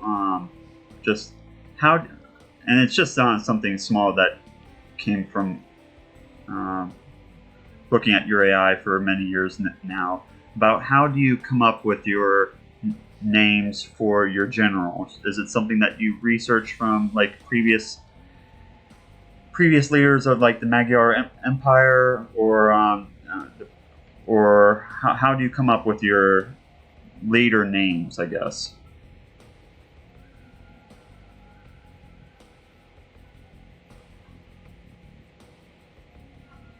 Yeah, that's definitely a thing. 95% of scripts are made by owners that have been gone for years inside this competition. That's part of it, but you know,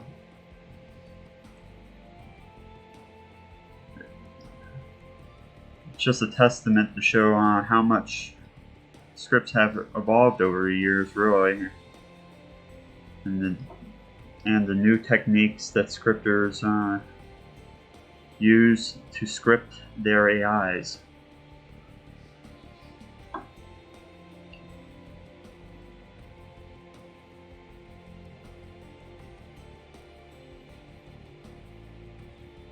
I mostly read the AOB2 Civ history pages and browse Wikipedia sometimes and pick out noteworthy leaders with preference to leaders that appear in campaigns who people would recognize. Yeah, that's a good way of doing it.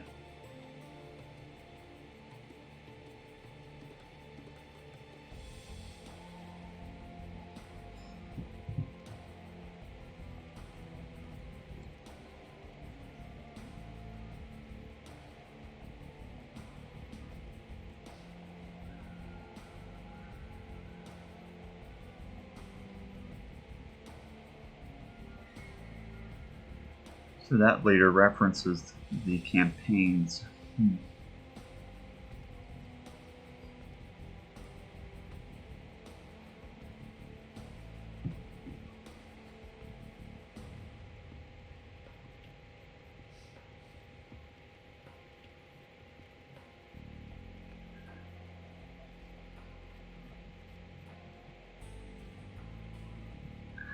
I think it's interesting that you distinguish your the Civ leader, the Civ name, your AI's name, with the general in front. I think that's. I think it's a good way of distinguishing, that it's not like the default AI in that way, so you can still tell that you're facing the general. Just from like an AI perspective, setup perspective, I guess. I think that's good that you did that, I think.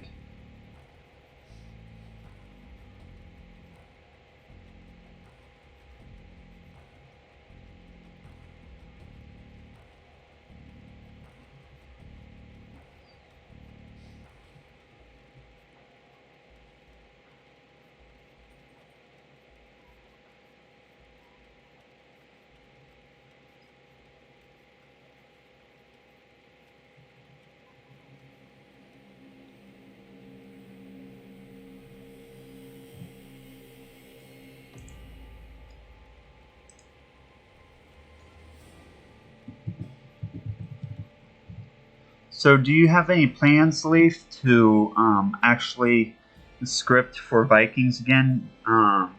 Just based off your Leif Ericson AI and how that was your first AI. It would be interesting to see how you would code differently for the Vikings now inside the general versus how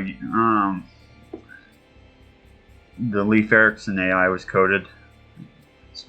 Surprised that you haven't gone back to that at this point.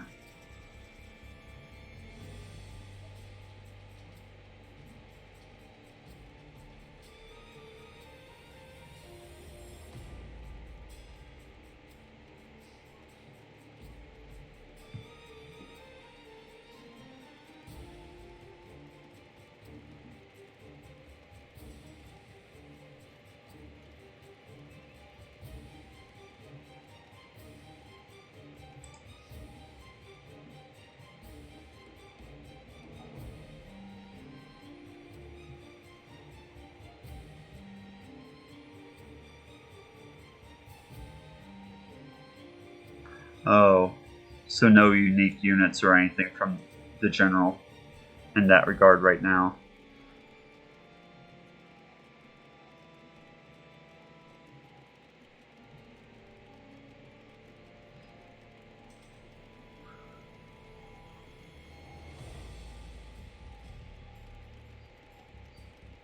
Well, maybe sometime in the future you will be able to have those unique units.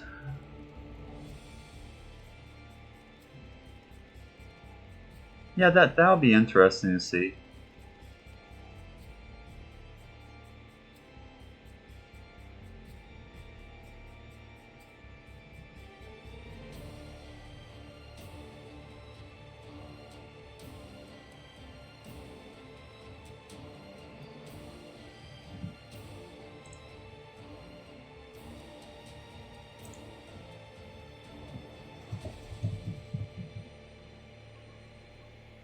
So were you happy with how the sergeant did inside the competition as well? Or were you hoping that it was going to do a little bit better?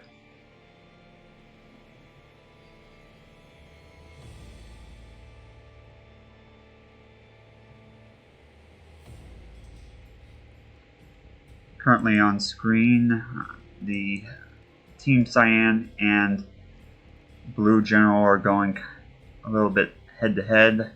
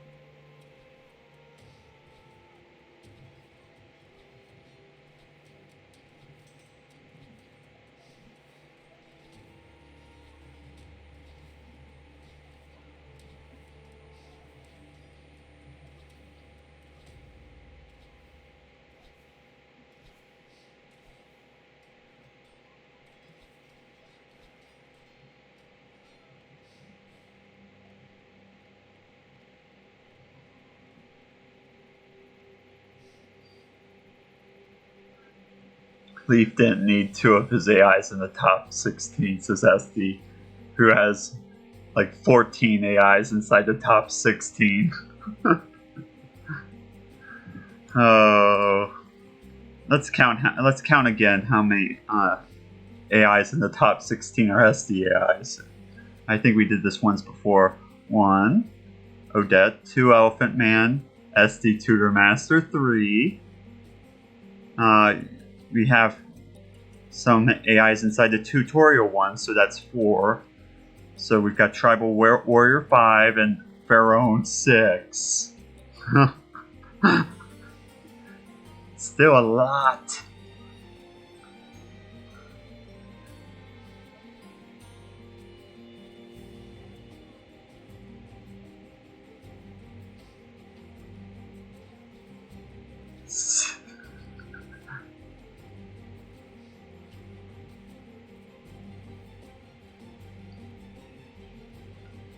Fireball! Hello. How are you doing?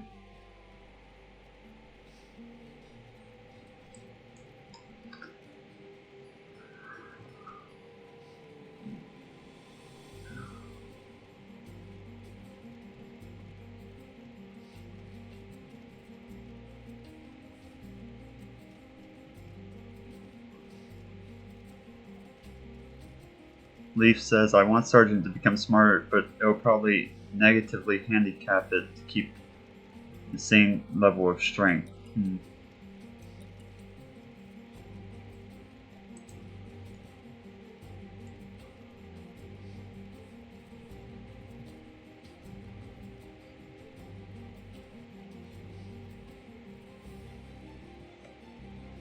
Night Panda will have to work really hard so that 6 of his AIs can make it to the top 16 too. That way, Esty can have 6 AIs and Night Panda can have 6 AIs, and that's already 12 of your 16 AIs right there. And maybe Leif can have 2 AIs, and maybe Fireball can have 2 or something like that.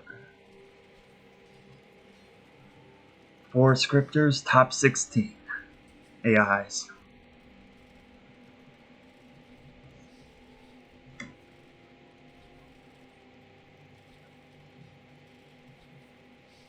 I feel like the Sergeant actually is almost closer to hardest level rather than hard level.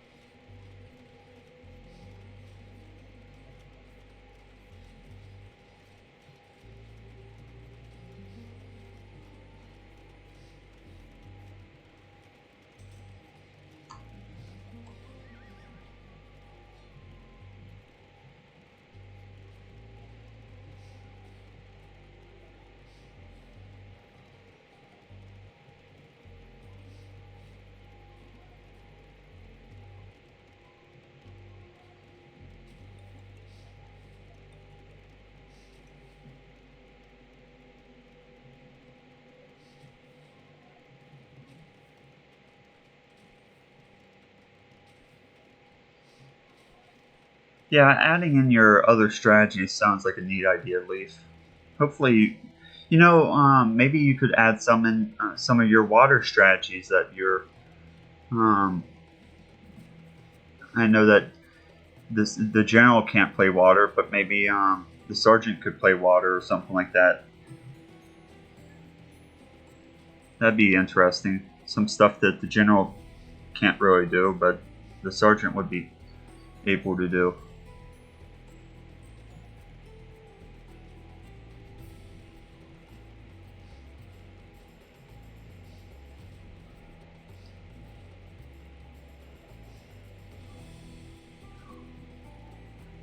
Leif finally takes up swimming with the island AIs.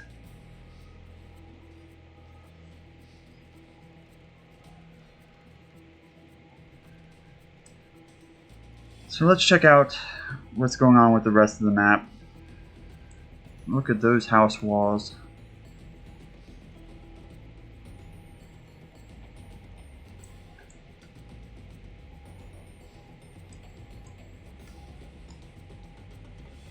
It doesn't do it every single time, but occasionally it'll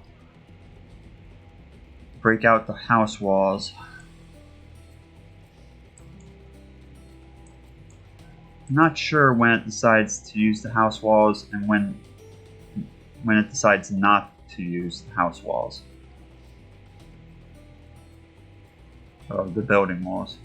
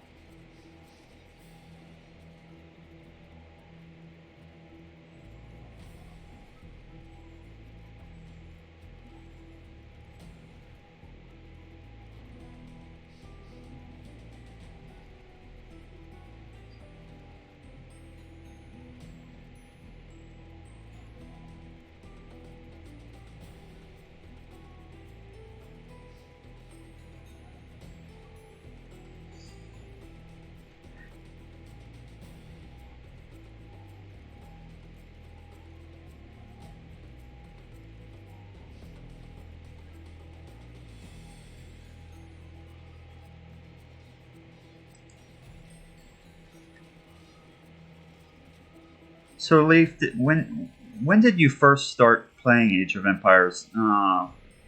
Did you start playing during the Conquerors, or did you start during the first release of the game with just the core game Age of Kings? I'm just wondering if you actually knew about custom scripts during. When did you first learn about custom scripts in general? Did you know about custom scripts scripts at the beginning, or did it take you a little bit to learn about scripting, or like the Torreson AI, I guess? Did you know about those scripts back then, and it just took you a couple of additional years to start coding AIs of your own, or did you know about those early AIs back in the day, I guess?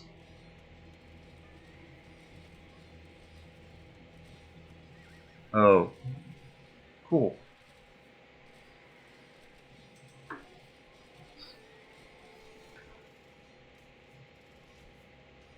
It seems like a lot of people started to play the game around that time when the Conquerors had already released.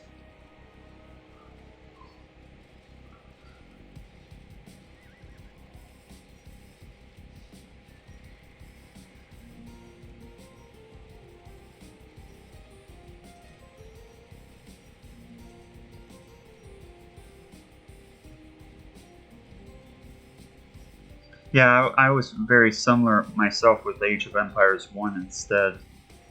I liked to design the scenarios.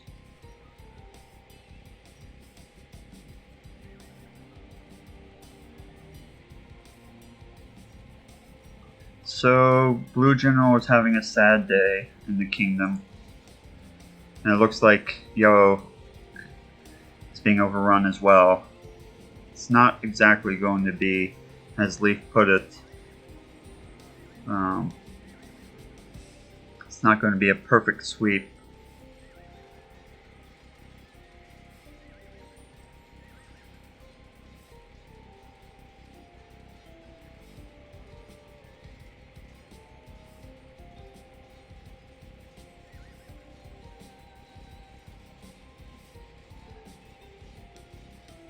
I think that your tutorial, the world of AI scripting, is actually what first, it used to be anyways, what first came up when you searched for AI scripting for Age of Empires.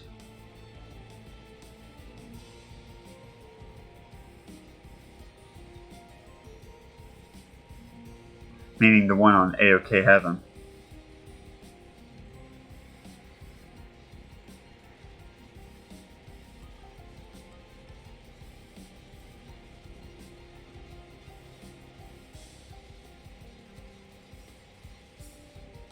I know when I was actually looking for information on Age of Empires 1 scripting, for some reason your guide was still coming up because there's not as much documentation for Age of Empires 1 scripting, and for some reason it kept on pointing, to your guide for Age of Empires 2 scripting.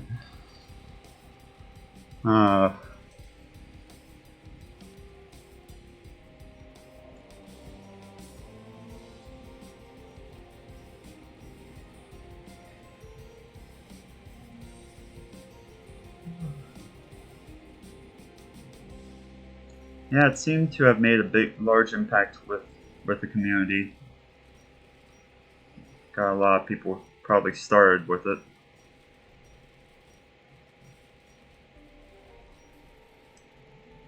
So red is still alive, but I think that green and red are probably going to be in trouble here pretty soon.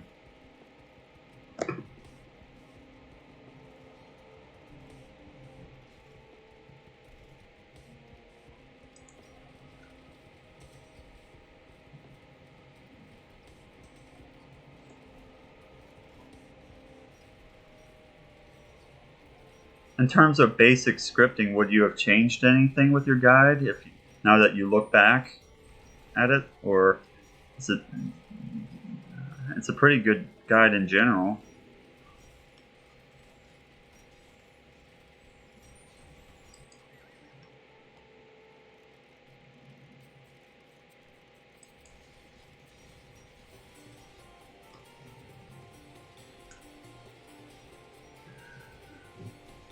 Looks like we're going to be having another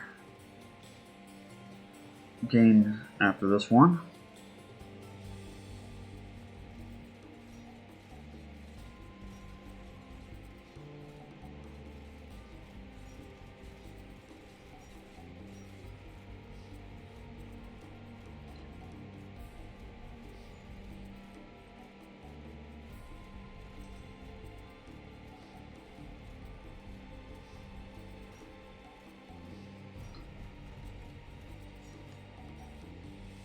Yeah, you did a good job with it, I think.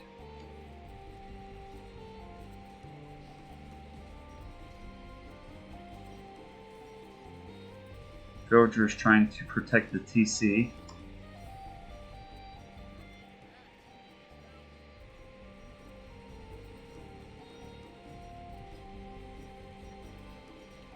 I don't think that blue is going to be able to help red right now. Blue's having a much worse day at the moment.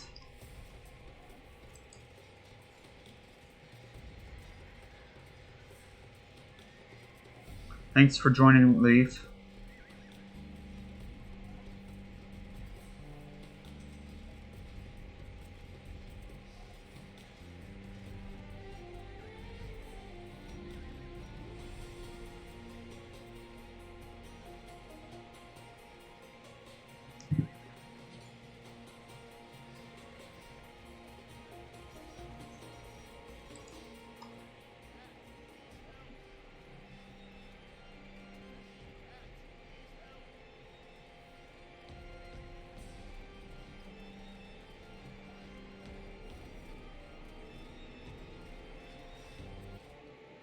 Ooh.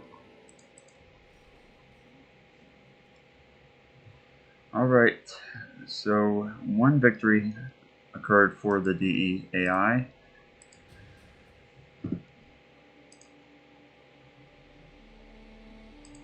So now we have a 2v2 that we have to perform.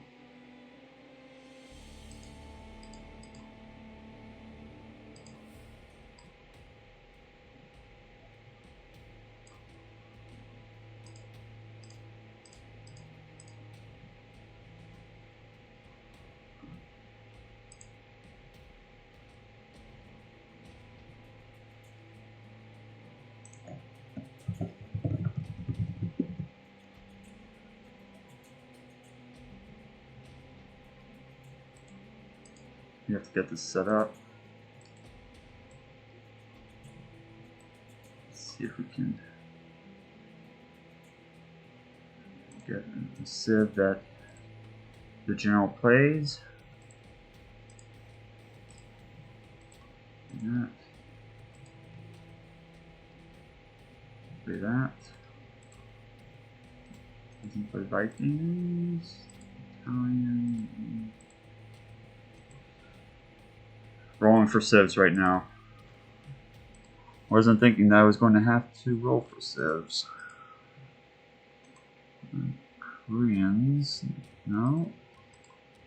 There we go. There's the first civ. Aztecs. Second civ.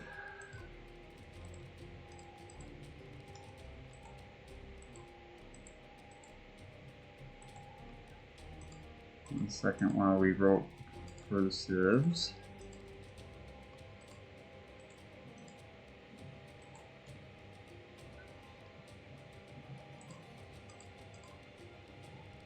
Second civ will be Incas.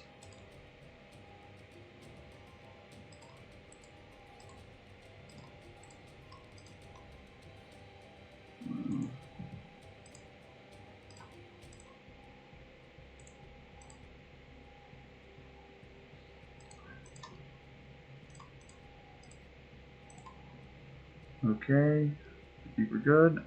Let's begin.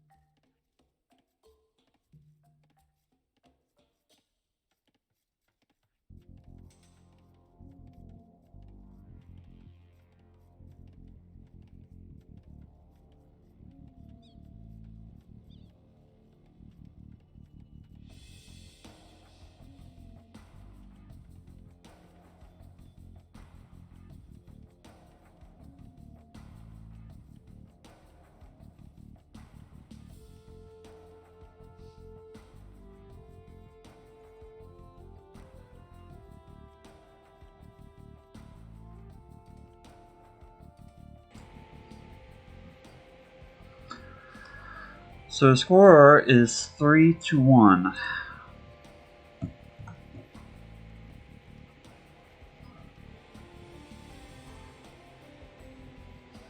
The general has won 3 fights, and the DEAI has won 1 fight.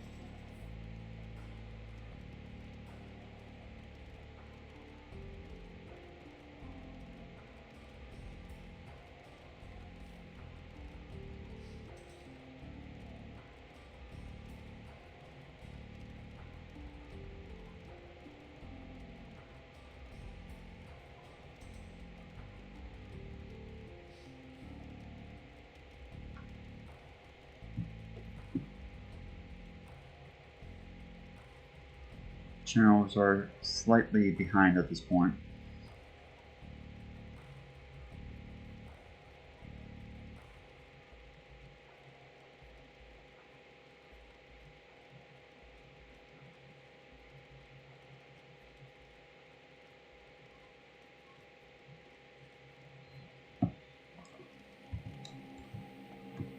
Early game yet, though.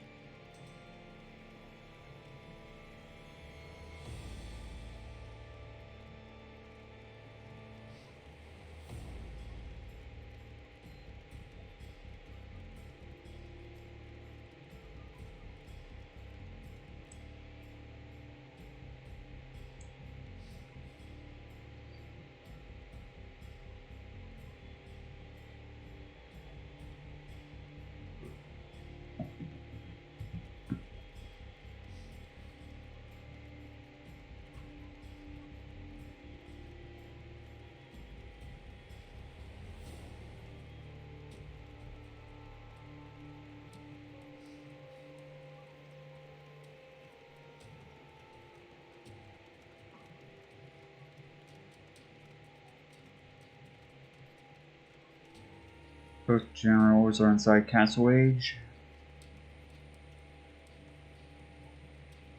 Default Green has begun to research Castle Age. So has y'all.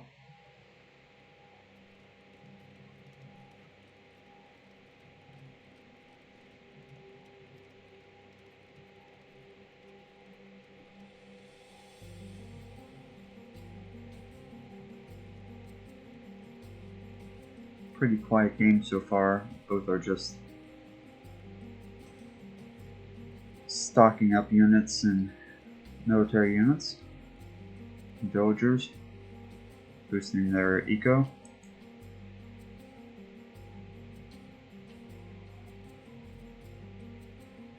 Looks like blue equal warriors are on the incoming to attack green. I think their goal is to wipe out the feudal age archers from the DEAI. Oh! Yeah, never mind. TC doing a little bit of damage to his eagle warriors.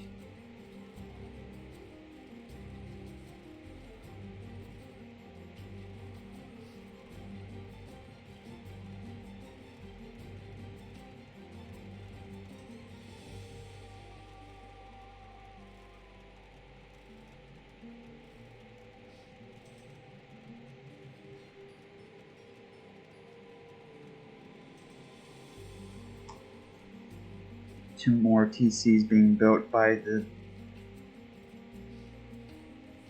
EAI.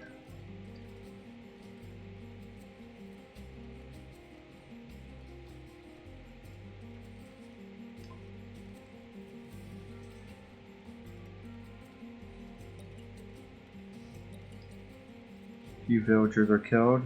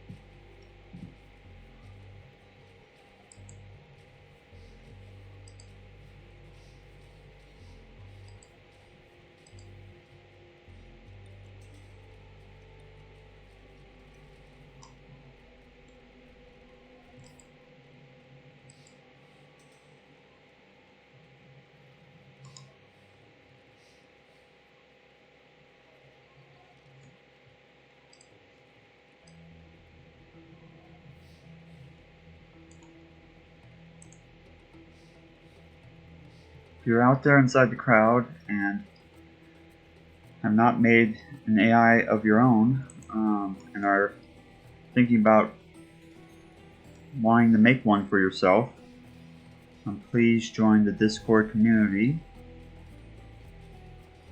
I will link it inside the description.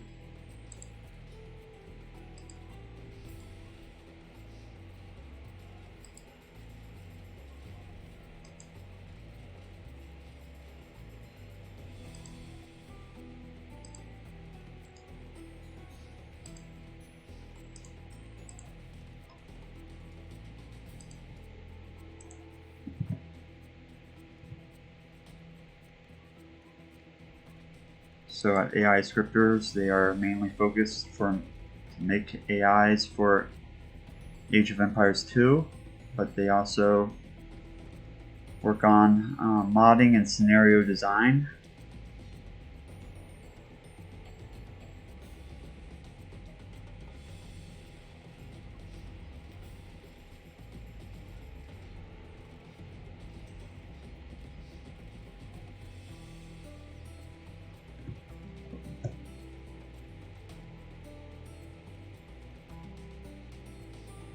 seems the general is playing fairly better inside this game.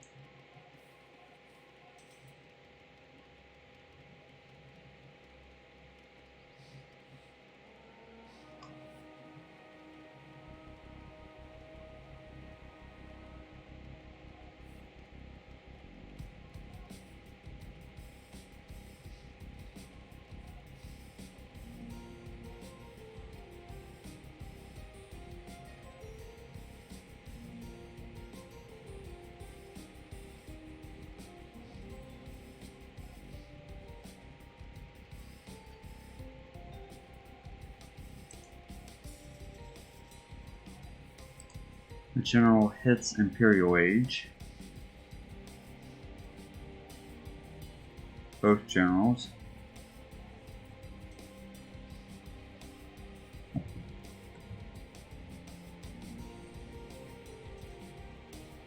Yellow is about to hit Imperial Age. Green is starting to research it, but they are very much behind at this point.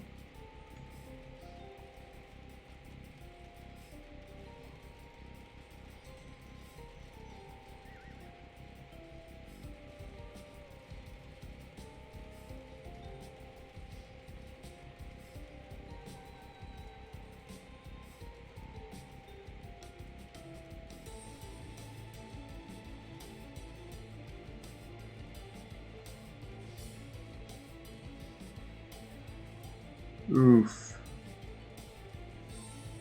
There goes the castle.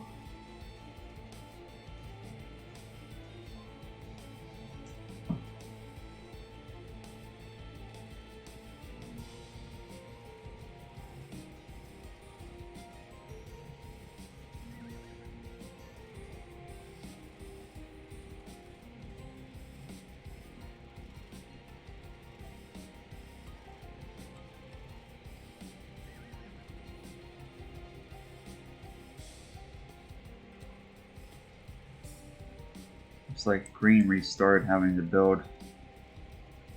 We'll go up into Imperial Age because his TC fell down. Yeah, that was a crucial castle for sure.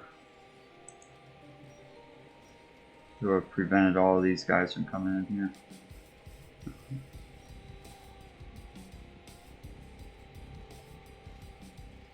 It was so close.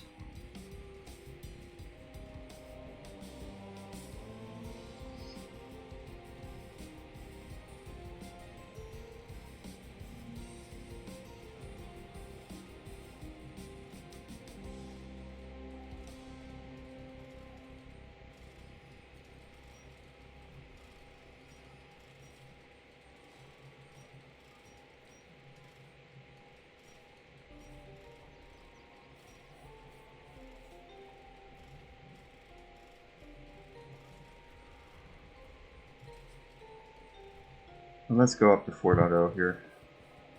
If we can. There we go.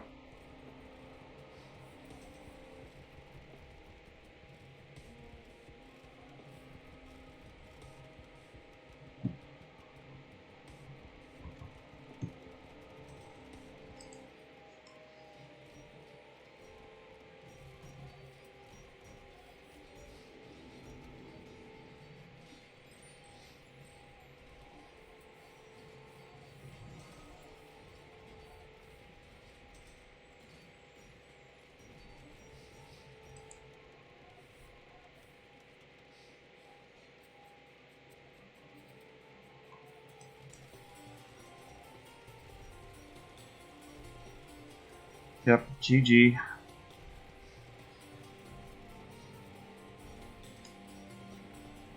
I think that's going to be it for today, folks. Had some good battles between the DEAI and the General, but the General won the day.